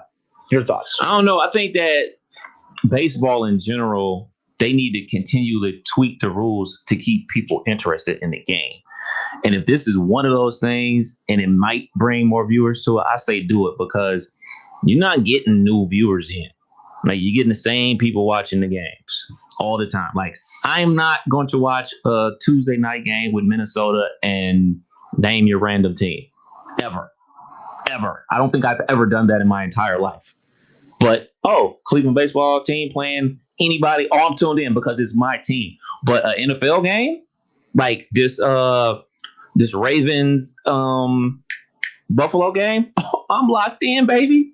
I ain't got a root interest in either one of those, but it's going to be an entertaining game. I was locked into the Washington football team in Tampa Bay because I wanted to see if Chase Young was going to actually touch Tom Brady. He didn't, by the way. But I'm locked in on those games. Look at this. The Nets, whenever they play the Rockets, you don't think I'm going to be watching that game to see if Boogie Cousins lays out James Harden when he comes to the hole? Like, those are things that I'm locked in for. I'm just not locked in for baseball, and I'm grasping at things or reasons to watch baseball on a regular basis that doesn't include the team that I root for. I just don't know what those things could be. Like, baseball is a sport that needs fixing. I just don't know what those fixings is, because obviously the low-hanging fruit is like, well, shoot, they need to score the ball more. They need to advance runners more. Let's have some more fun out here. But I just don't know if you can do that in baseball. Yeah, and I think baseball's biggest issue is probably the most simplest explanation of them all. It's just they have good players. They don't have superstar players. They don't have name brand players. People always assume that just because you have you have players who have great stats, that means that those are your superstars. Like, I don't care. I mean, Mike Trout, statistically on pace to be one of the best of all time. I don't look at I don't think who is the superstar in baseball? I don't know if they have one. Who is the LeBron James of baseball right now? Who is the Patrick Mahomes of baseball right now? I don't think baseball has one. I'm not trying to stir the pot here or get into a heated debate like yesterday. I think that's the biggest issue, Kevin. I don't think that the shift rule is why. I don't think that you don't think Mookie Betts is entertaining? I don't think that non-football fans could tell you who Patrick Mahomes is. Non-basketball fans could tell you who LeBron and Steph Curry and these guys are. I don't think if you mention the name Mookie Betts to a non-baseball fan, I don't even think they could tell you what team he's on. You don't think Tim Anderson is entertaining? I'm just going off a highlight. I'm going off a highlight. I don't watch the White Sox, but I do watch his highlights. He smacks the heck out the ball. He makes great catches. Like, those things are entertaining to me. So those are the people that I would watch. So is it actually their talent and the things that they're doing on the field, or is they don't have those personalities? Because, no mistaken, LeBron James has a personality to go along with all the great things he does on the basketball court. Like, he backs it up on the court, obviously, but then oh man, he's LeBron James. Like, he dresses cool. He's in all the cool commercials. He's got a movie coming out. He's in Space Jam too, man. Patrick Mahomes. He's always on TV. He has cool commercials. You got commercials with Aaron Rodgers. He got the hair commercials with Troy Polamalu. Like, they have all these extra things going for them. I just don't see a lot of baseball players having those personalities. Let me ask you this. Does the commercial make the player popular? Or does the player make the commercial valuable? Chicken or the egg? Because you see, it's not fair. The NBA players, they're always in commercials. The baseball players are not. You realize that when commercials are going to pay top dollar to have a superstar in their commercial, that there needs to be a return on investment. Right. But I see Trout on Subway, and he's dry, just like a Subway sub. Yep. But so is it them just not having personality? Well, that's what I'm saying. Like, I don't think that they have he's just a good good is disrespectful. He's a great baseball player. But just because you're great at something doesn't make you interesting. I don't find Kawhi Leonard interesting at all. If LeBron retired today and our only hope was Kawhi Leonard being the face of the league, we're screwed. Tim Duncan, no one will argue the greatness of Tim Duncan. But if there was no Kobe and no Shaq and Allen Iverson and Tracy McGrady and those guys post MJ, if Tim Duncan was the face of your league, they were screwed. Like that. That's why I just think that, I get tired of when people say, oh, there's great players all over baseball. Fans are missing out. That doesn't matter. No matter what activity there is in life, someone is always the best at it. There's always going to be someone that's the best at it. You can always go out and find someone that's the best at something. But if they don't have a draw, if they're not interesting, it doesn't matter. We've seen less talented people like Trevor Bauer is, as much as he drives me nuts, he's figured that out. Right. he drives me nuts, but he knows that baseball's biggest problem is no one knows who the hell these guys are. Right. So Trevor Bauer is obnoxious, but he's only obnoxious because I'm used to watching baseball in a certain way of these players not going outside the box. Trevor Bauer is going outside the box to get people to know him. He has his own YouTube channel. Right. He has his own shows that he does. Him and his agent, I mean, they do so much of the social media stuff. They literally, if you ever go on Facebook, you'll notice he literally he sponsors his own Facebook page. Like he pays to push his page out. He's doing things that most guys don't do. But I'm thinking back to the 2000s, like Sammy Sosa. Non-baseball fans knew who he was. Kids wanted to be Sammy Sosa. Sammy Hop. The Sammy Hop. Ken Griffey, superstar. Ken Griffey, even older Ken Griffey that wasn't great at anything with the Reds. He was a draw. I don't know who the draws are anymore in baseball. And the other argument, and we're going to get to our grades in a moment. Sorry, folks, we're all over here today. But and I've argued this for years, even when Schlemmer and I were doing the show. I said, you want to know baseball? You know, this is how I would fix baseball. LeBron James plays in every NBA arena throughout the year, West or East. We can watch him in Cleveland once a year. We can watch him at the Pacers once a year. We will get to see him one way or another. We got to see the Astros. We got to see Justin Verlander. We probably saw Justin Verlander for the final time here in Cincinnati last year, 2 seasons ago. And he probably has another 2 to 3 years left. We'll never see him at Great American Ballpark again.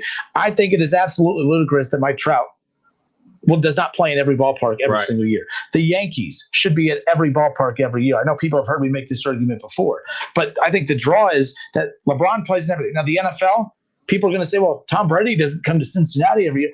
But the NFL is it's not broken. So we don't have to make that adjustment. But the NFL is on every channel. It's on every sports talk show. It is interesting. Baseball's not. Yeah, it's only 16 games. Yep. So that's my big thing is I think that Mike Trout should be at the Great American Ballpark every year. Aaron Judge and the Yankees should be at Great American Ballpark every year. We get to see Mookie Betts and the Dodgers, and all that stuff. That's fine. But I mean, like it's amazing to me how many stars we don't get to see at Great American Ballpark every year. I think that's a problem. You're alienating half your fan base, and you're wondering why. I don't know who these guys are. Mookie Betts, he should be the face of baseball. But I promise you, if you go to a non-baseball fan, they're not going to know who he is. But non-basketball fans will know who LeBron is, whether they like him or hate him or whatever. Same thing with Patrick Mahomes. I think everyone knows who he is, or even Aaron Rodgers, guys like that. So a lot of tweaks can be made. Don't get me wrong. I agree. But I think it really just comes down to star power. It's not what you're watching. It's who you're watching. Yeah, that's fair. Michael Jordan. I'll watch it. If he came out of retirement, he's a draw right now. And he would be horrible, but he's a draw. I don't know. What's the dude from San Diego? The young kid from San Diego with I can't remember his name. Justin Herbert? No. And that ain't San Diego. That's the LA Chargers. Right, but the Padres, the young kid out there that's raking. But yeah, I think you're right. I think it's the personalities and the star power. Because, we can go back to Barry Bonds. You know what I'm saying? Like, as big of an a-hole as Barry Bonds was, he was a draw. And he was a guy that people watched and wanted to see if he was going to hit the home run, if he was going to cut somebody out, all those type of things. You don't get that in today's baseball. I know I'm going to sound like a homer, but like Francisco Lindor looks like he's having fun. Like, I love watching Frankie play baseball. Like, I like watching Tim Anderson play baseball. Like, I just can't think of too many guys that I really want to watch play baseball. Baseball is in trouble, man. Like, you got to get more casual fans to tune into these games, man. Nope, I agree. And here's another example. Boxing. Like, boxing is the sport. Like, it has a little bit of life every once in a while, and then it dies again. I love the Wilder fight, from early, about a year ago at this time, which seems like ages ago. So last thing I did before the Rona. But like, there's boxing matches on every weekend. There's boxing going on every weekend. And there's really good boxers, Kev. But again, like, that goes back to my point. Just because there are boxers who are really good, it doesn't mean that they're a draw. Golf, Tiger Woods. You know how many golfers are, they're fantastic golfers right now. There's no draws in the sport. That's why the only way, when the rating for Tiger Woods and Peyton Manning and was it Tom Brady and Nichols and Phil all coming together, because those two are draws. There's no Tiger Woods. We know this, duh. But boxing, how about that celebrity boxing match a few months ago? It was a YouTube star against Nate frickin' Robinson.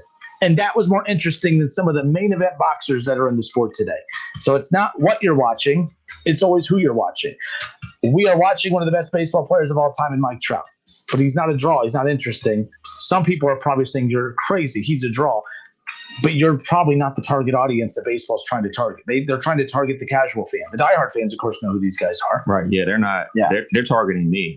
Yep. Like, they want me to come in and watch more baseball. They're like, hey, he kind of likes baseball. I can honestly say I've never seen an entire game Mike Trout play. I mean, I know, like, I catch the highlights. He's always hitting the ball. And then it doesn't help that when you get to the postseason, the games that, everyone watches, his team's never there. Right. That hurts as well. All right, everybody. Justin Kinner, Kev Nash with you here. Well, I mean, we will grade these damn quarterbacks at some point, right? I mean, ADD Kinner just is not staying on track here today. The Dayton Flyers got a huge win last night against Duquesne. And again, at certain points throughout this year, it feels like, man, this is a lost season. They're 8-3, man. Like, they're fine. This team's fine. They have flaws. A lot of teams have flaws. This team was not going to be the number 3 team in the country again like last year. They got a big win last night. Games continuing on to move forward. We're going to talk about that and more Dayton Flyers content with Sully from Talking Out Loud when we come back. Don't go anywhere.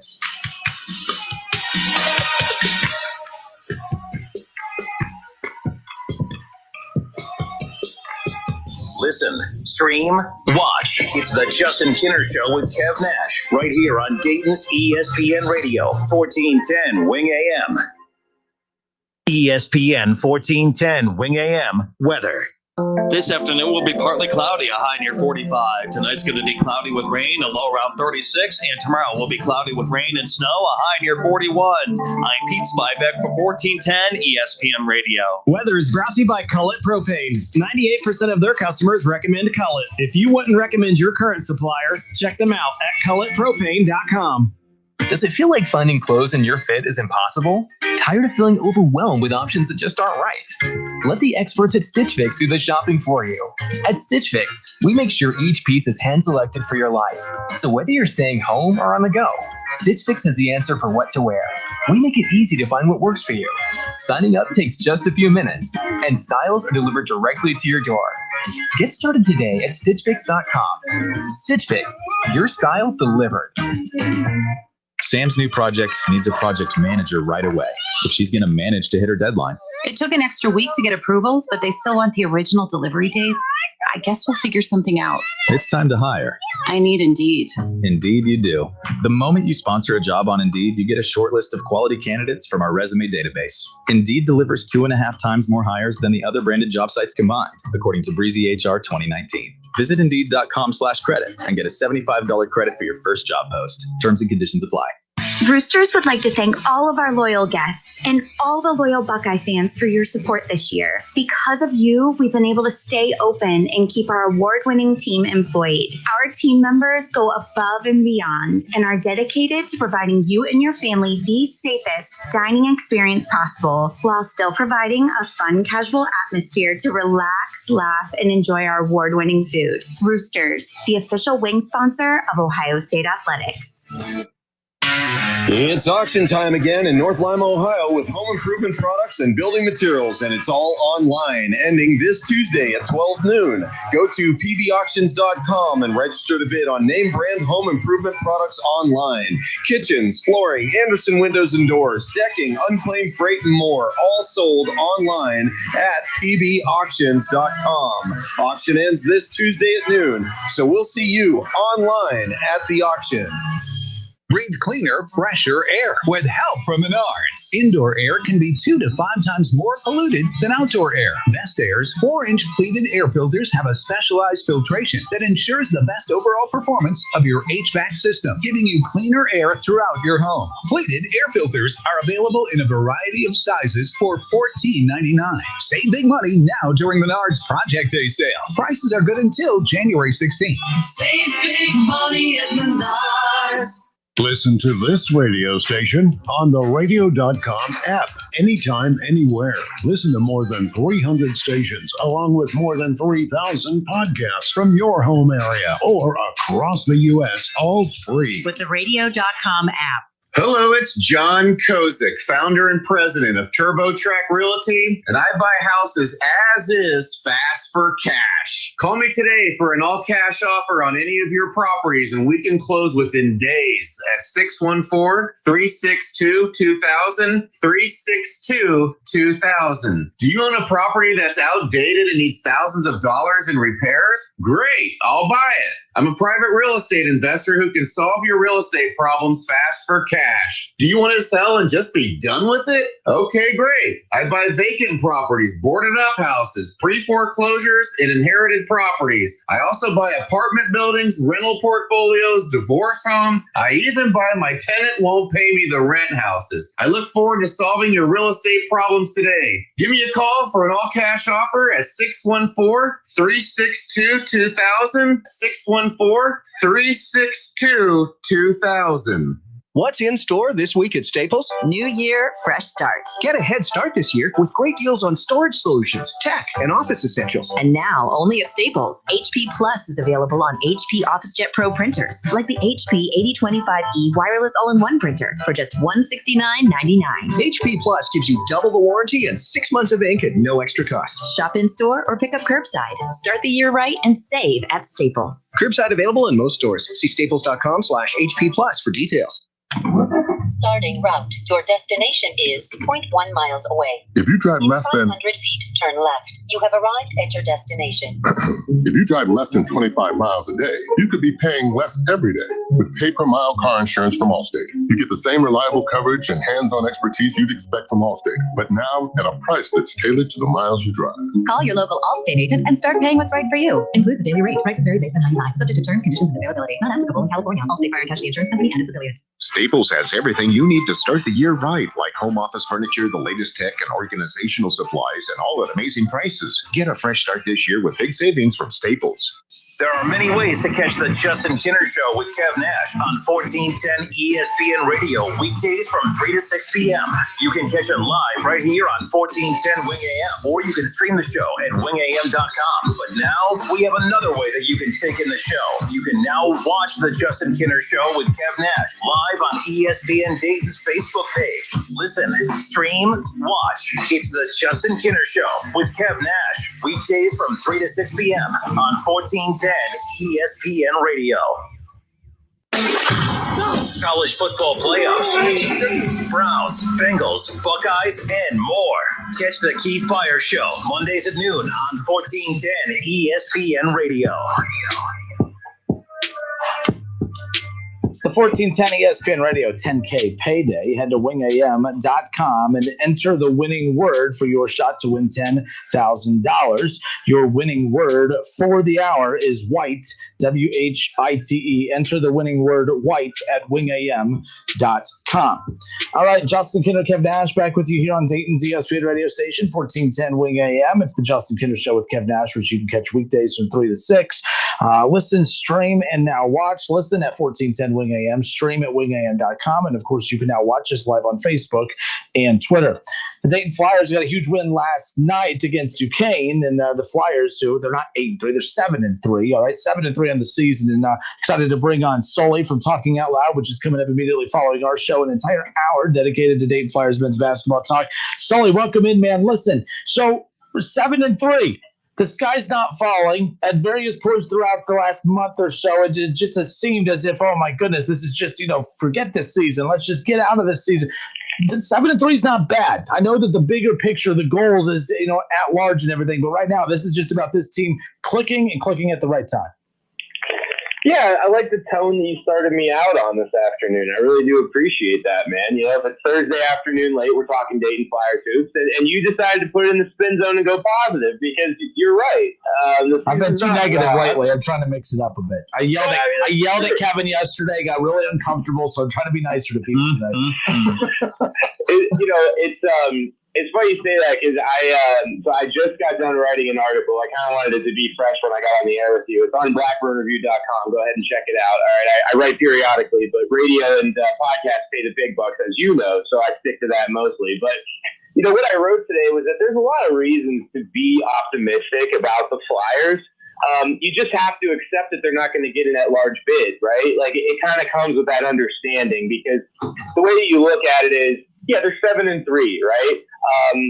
Could they get an at-large bid if they ran the table? Yeah, sure. Could they get an at-large bid if they lost maybe to St. Louis on the road, VCU on the road, just them? Yeah, maybe. But here's the thing. This team lost to LaSalle and Fordham. Like you can't forget that. And what I'm saying is, you don't lose those games and then just like magically run the table through the A10. Like there's going to be losses. There are going to be ones we might not expect. But that's kind of where I start, because you're right. The season's not lost. And honestly, the way that I look down the schedule, you probably have 3 or 4 more losses, right? So with 13 games left, you go 9-4, that puts you at 16-7. And that's a fine season with what we've had to deal with. It's just not great, and it's not an at-large resume, which is always frustrating. But again, all the fan base has to do now is reset the expectations to finish in the top 4 of the league, because you and I both know, how often do you hear around Dayton, Ohio, we should be in the Big East. Why are we in the Big East? Well, you know what? If you are looking for a reason why the Dayton Flyers aren't in the Big East, if they finish outside the top 4 in the A10 this year, that's all the reasons that you need right there, case in point. If you can't dominate the league you're in, you can't move up to another one. And I got bad news for people. You haven't won the league in 3 years, and they're probably not going to win it this year. So I caution people to just say, hey, your expectations are different, but the baseline level, like the basement, is finish top 4 in the league. And that's what we're fighting for right now, right? This earning respect and keeping respect among our conference foes, man. What's the identity of this team? And to be fair to them, I mean, look, you lose Chase Johnson in the middle of the year, and of course that's right around the time you get Elijah Weaver. Blakey was missing some time. So I mean, the identity of this team is what? Because last year we knew who they were. There was no doubt about it. Who is this team? What's their identity? If someone from outside of this market called you and said, explain to me who the Flyers are, Sully, who the hell are the Flyers? Yeah. Why should teams fear the Flyers? Who are they? Yeah, I mean, I don't think anybody should necessarily fear Dayton. And, you get that moniker when you lose to LaSalle and Fordham, and a lot of my answers are always going to go back to that. It's like, you can't truly be respected when you lose those games. You just can't, all right? But if you're looking for, like, what's their identity, it's finally starting to become a little bit more clear. And there's good and bad coming with that, right? We'll start from the most obvious. Jalen Crutcher and Ibby Watson have to lead the ship every single night. Like, there's no doubt about it. So one of the stats that I wrote down today that I thought was particularly relevant, especially for this conversation, is that Jalen and Ibby have 5 games this year out of 12 where they had 20 shots or less, okay? And they were the Old Miss game where Chapman went off, the very first game of the year, and then the 3 losses. In those 5 games, those guys scored less than 35 points. In the other 7 games, they've combined for at least 23 shots and at least 36 points or more. Most of the time, they're over 40. And guess what? All 7 of those games are wins. So it's like, if we want to get the identity of Dayton, let's start there, okay? Crutcher and Watson have to give you at least 25 shots and probably somewhere between 35 to 40 or more points per night, because there's just not a lot else there on offense. There's not a lot of consistent scoring. Will other guys step up and score 15, 20 points? Yeah, you saw it with Amsel. Stepped in, scored 22. But the formula is what you're getting to. The identity, the formula is that Crutcher and Watson have to carry the load every single night, and there's no room for error. Beyond that, unfortunately, it's negative stuff. Dayton's going to turn the ball over a ton. I mean, they're still one of the worst, top-bottom 10 worst teams at turning the ball over this year. So that's number 2. And then number 3 is, because of Dayton's offensive woes in the front court, down low, and rebounding, you've seen it the last couple of games, they've kind of abandoned the offensive rebounding. But what I'm hoping for is that this turns into quicker lineups with more guards. We play at a faster pace. We get a little bit less deliberate, take the open shot. And I think that is the recipe for success. Now, is that Dayton's identity right now? No, but we have a large enough sample size, 10 games, that, hey, this is how we're going to be successful, right? All right, so the one player that's really, and again, that's kind of come onto the scene, and I guess you could say he's kind of saved the day a little bit too. Amsel's been fantastic, right? Like, I mean, because right away when Chase Johnson left, I think a lot of eyes went right to Weaver. right? Because there's a lot of buzz about him coming in. It's like, well, if Johnson's out, Weaver's going to have to step up. But it's been Amsel that's really come in and kind of helped fill the void. And actually, he's kind of added a different dimension to this team a little bit. Again, like I just feel like right now you talked about who what their identity is. We just don't necessarily know. But as I said, it's my power of positivity day today, Sully. If you are going to be learning lessons along the way, it's better to be learning lessons about your team while winning than losing. Like if this team was 3-7, it's hard to follow. It's hard to swallow a lot of these things they're going through. But they're 7-3. That's again my power of positivity. That's how I'm trying to spin it, at least here today. Yeah, no, and that's fair, man. Like I said, you have to get over the initial shock that, like, hey, we're not going to get in that large bid this year unless something absolutely unforeseen happens. But you know me, I like to keep it realistic for people and tell it how it is. And I don't like being wrong, so I try to be right as much as I can. But, yeah, you're right, man. I mean, Amsel came in against LaSalle, which was on the 30th. He still has yet to score less than 10 points. He's had double figures in every game. And even more encouraging is that his turnover numbers are typically pretty low. The 2 losses, he turned the ball over 3 times. The other 3 games, he has 2 turnovers. And that's really been the most encouraging part for me is that not only does he have a very high basketball IQ for a freshman, he's a guy that he does all the fundamentals. He's got the good footwork. He knows how to position himself away from the basket. He's a good shooter. He knows how to spot up. He's got a quick release. Usually those are things we're talking about when guys have, 20, 30 games under their belt. They're juniors or seniors. This kid, he's like fresh off the boat, and he was in high school for what, like 3 weeks or something like that. Literally, like just got to the States. And, I just can't believe that he's been so productive for us. But the other thing that I said last night is, Weaver coming in last night against Duquesne and running the point on Crutcher's absence. That was fantastic. And I think that is the most important thing that I saw last night in a comfortable win. It's hard to take a lot of things away when you beat a team comfortably. But, Weaver stepping in, running the point guard with Crutcher on the bench, that's a huge help because, Cohill, Chapman are out. Those are 2 guards where you probably have guard depth. But now that we don't, having this guy that comes in, he's eligible, he's productive, he can shoot too, and he can slash to the rim. I think that's been as great of addition as any. And there's plenty of reasons to be looking up for this team. As long as you level set with me that the at-large is out of play, we can have some fun with this season, and hopefully, watch the Flyers go top 4. Yeah, and that goes back to. And I've always said this too, and this is why people never understand my frame of mind when I bring my hot takes to the table is, when you have seasons like last year where you're the number 3 team in the country, you should always, maybe the fair expectation is not to remain the number 3 team in the country, but damn it, you should be building off of that, and your expectations should be a lot higher than, having to win a conference tournament to make the tournament. So I understand completely when you become critical of the team in that situation. One more point of positivity here, and then I'll go back to my typical negative self. Imagine I know this sounds crazy, but thank goodness for COVID, right? Like, hear me out. If COVID doesn't happen, we're not seeing Elijah Weaver play. Amsel's not playing, and this team would be in a whole lot more of hurt because of the COVID-stricken season. They lifted the transfer, rule with everything, waiving everyone's, year of eligibility for this year. I'm saying, this team would be in a deep mess if they didn't have that rule lifted for those 2 this year. Man, yeah, you're spot on. I was actually thinking about that today when I was writing my article, just about how the fortunes kind of did favor us a little bit this season after we had some bad stuff happen.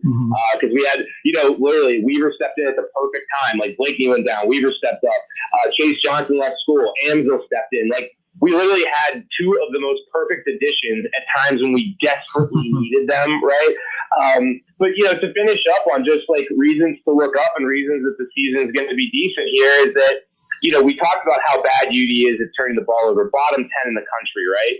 Well, their offense is ranked top 60. Okay, their offense is 59th. They have effective field goal percentage, which takes into account, all field goals, 3 points and 2 points. They're 12th in the country, 57% from the field, right? 3-point percentage, they're 42 in the country. 2-point percentage, they're 14th in the country. They're also shooting free throws, 38th best in the country. All those numbers I just rattled off underneath the offense were top 60 or better. So if the Flyers could cut down their turnovers, even by 25%, they're going to give themselves a chance to win in every game. So I tell people that if they can clean up the turnovers, this offense actually has some players, has some shooters, and has some pieces that are going to be very productive for the Flyers down the stretch here in A-10 when they need it most. Look at you going beyond the Kinner stats, the simple points per game and the rebounds per game. Look at you stretching out and educating everybody.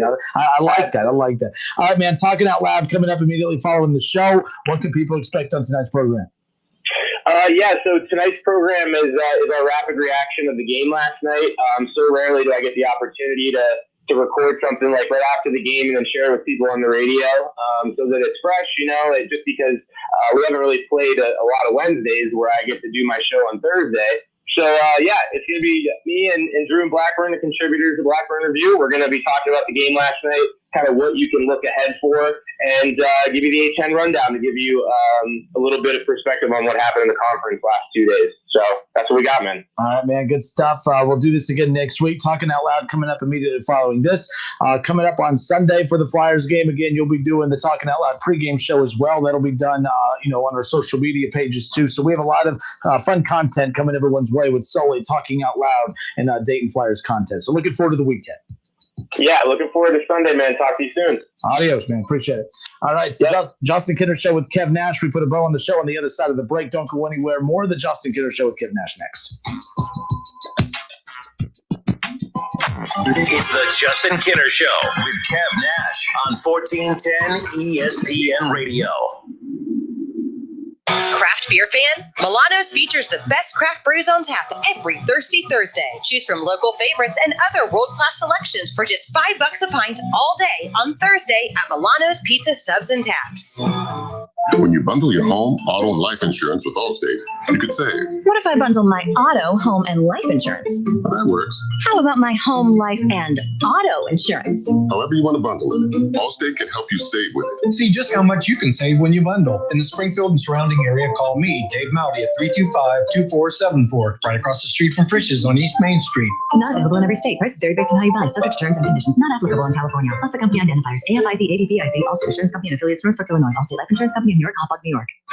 There's nothing better than a fresh-made home-style meal, but not everyone loves the hassle of cooking. At Lee's Famous Recipe Chicken, home-style happens here with our famous 12-piece family meal at a great price.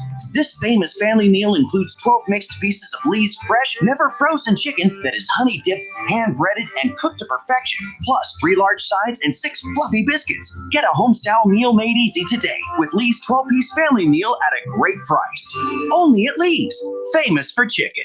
New year, new job, new pay rates. Ritz Hall North America LLC in Urbana has immediate openings seeking experienced assembly operators, welders, machine operators, paint unloaders, and paint loaders. Ritz Hall offers a minimum starting wage of $15.30 per hour with a $1 shift differential for second and third shifts, monthly attendance bonus, and benefits starting on the first of the month after hire. If interested, please email Katie McKee your resume at mckee.k@ritzhall.us. Ritz Hall is proud to be an affirmative action and equal opportunity employer. You have empty office space to fill or home office to create. You know what you need. You know what you'd like. But you also have a pretty good idea after you've shopped around the usual places what you need and what you like might not happen. Well, then you haven't been to Charles Lyric's Warehouse Outlet. Nobody has their selection. Nobody has their discounts. And every week there's something new. If you need office furniture, Lyric's Warehouse Outlet can sell it to you for half the price and below manufacturer's selected prices. Half price and below on hundreds of items. Selection from budget to the best. Really, desks from $50 to $5,000. Filing cabinets from $25 to $500. Before you go anywhere else, do yourself a favor and come to Lyric's Warehouse Outlet. With 25,000 square feet of selection, you're not going to go anywhere else. Lyric's Warehouse Outlet at 23 McOil Avenue, Dayton. Open Monday through Friday, 9 to 6. Lyric's, continuing the tradition. Staples has everything you need to start the year right, like home office furniture, the latest tech, and organizational supplies, and all at amazing prices. Get a fresh start this year with big savings from Staples.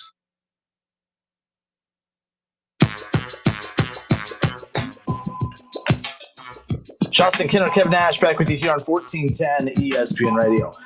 NFL divisional round of the playoffs is going to kick off this weekend. I'm pretty pumped. Look, there are a lot of good. I mean, this is a good playoff field this year. Mm-hmm. Like, I really don't know who's going to be in the Super Bowl. Like, it's easy to say the Chiefs. I'm not doing this to bring up the Brown thing. I'm just like the Chiefs are the favorites. out of the AFC. You look at the NFC.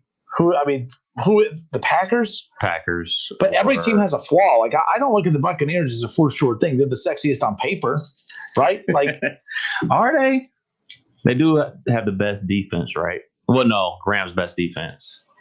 They have Aaron Donald for Sunday? They haven't said for sure or not. So that'll dictate that. Like my upset of the weekend in the AFC, obviously, you know me, I'm picking the Browns over the Chiefs. But I think the Rams beat the Packers. I think the Rams beat the Packers. Like, I just do. I mean, the Rams are going to be that team that annoys me, that they're going to get to the Super Bowl and they're the least interesting. Like, of all the teams remaining, they're the last team I want to see get to the Super Bowl. But I do think that they're the quietest one. Sometimes when you're the quietest of the bunch, sometimes like Seattle's like that a lot.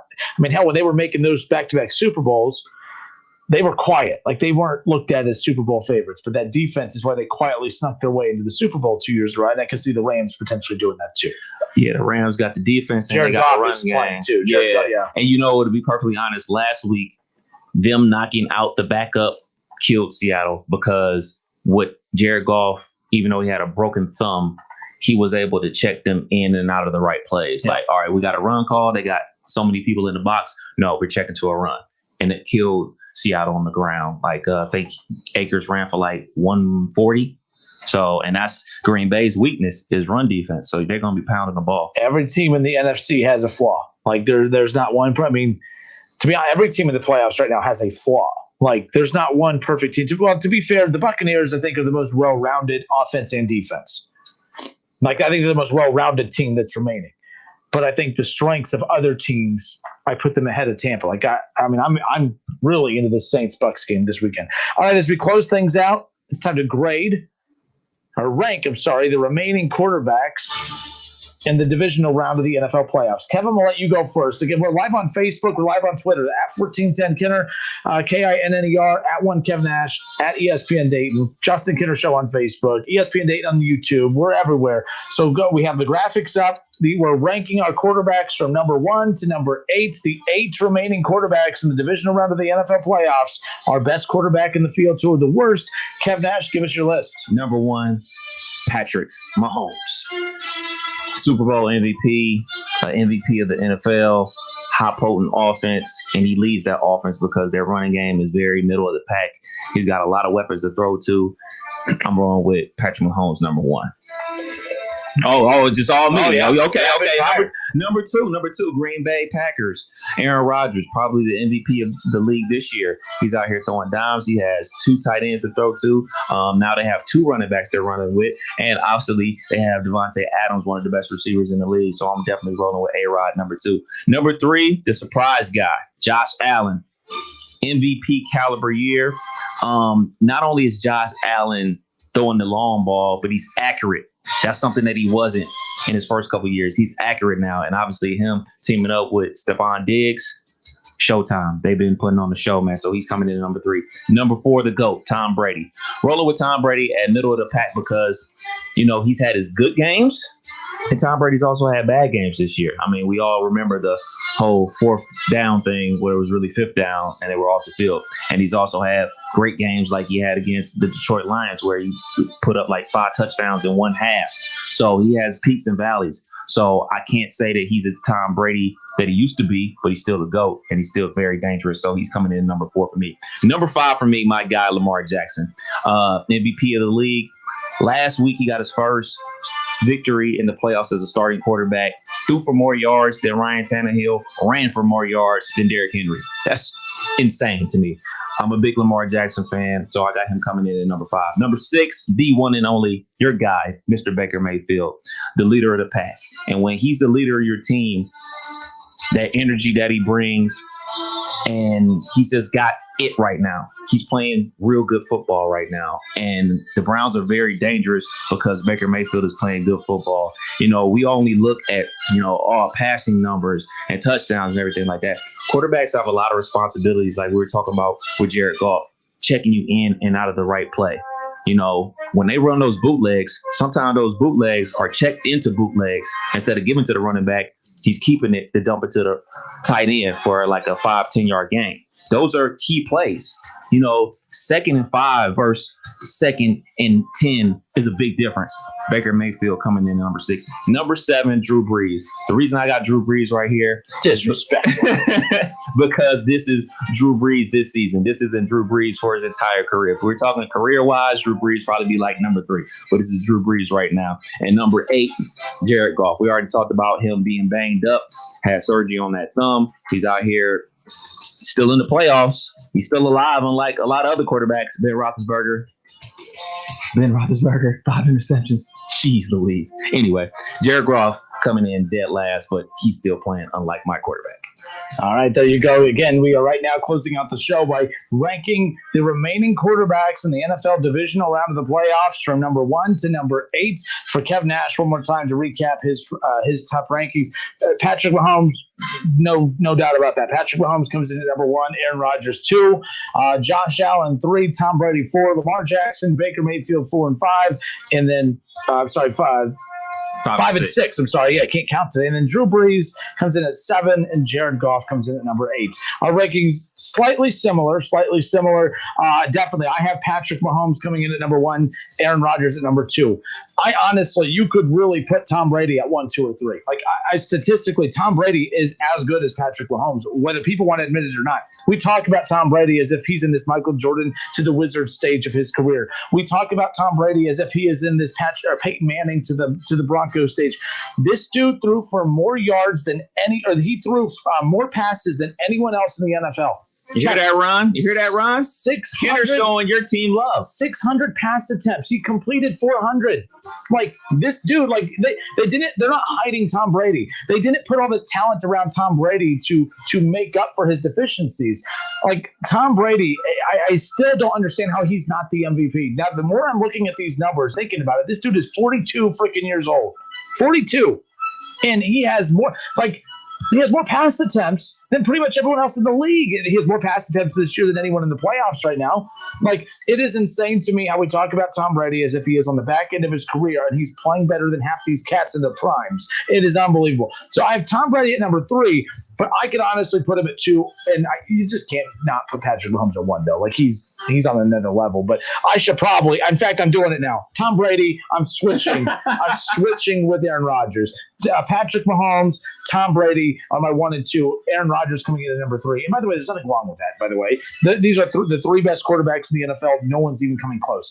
I still have Drew Brees at number 4. When I'm ranking my quarterbacks of these playoffs, it's also who I feel comfortable with in the playoffs at this point. Drew Brees, I would still feel comfortable with. Veteran quarterback can still sling it at times. The Saints aren't calling on him workload-wise the same way the Bucs are Tom Brady, but I trust that he can get it done. He doesn't turn it over.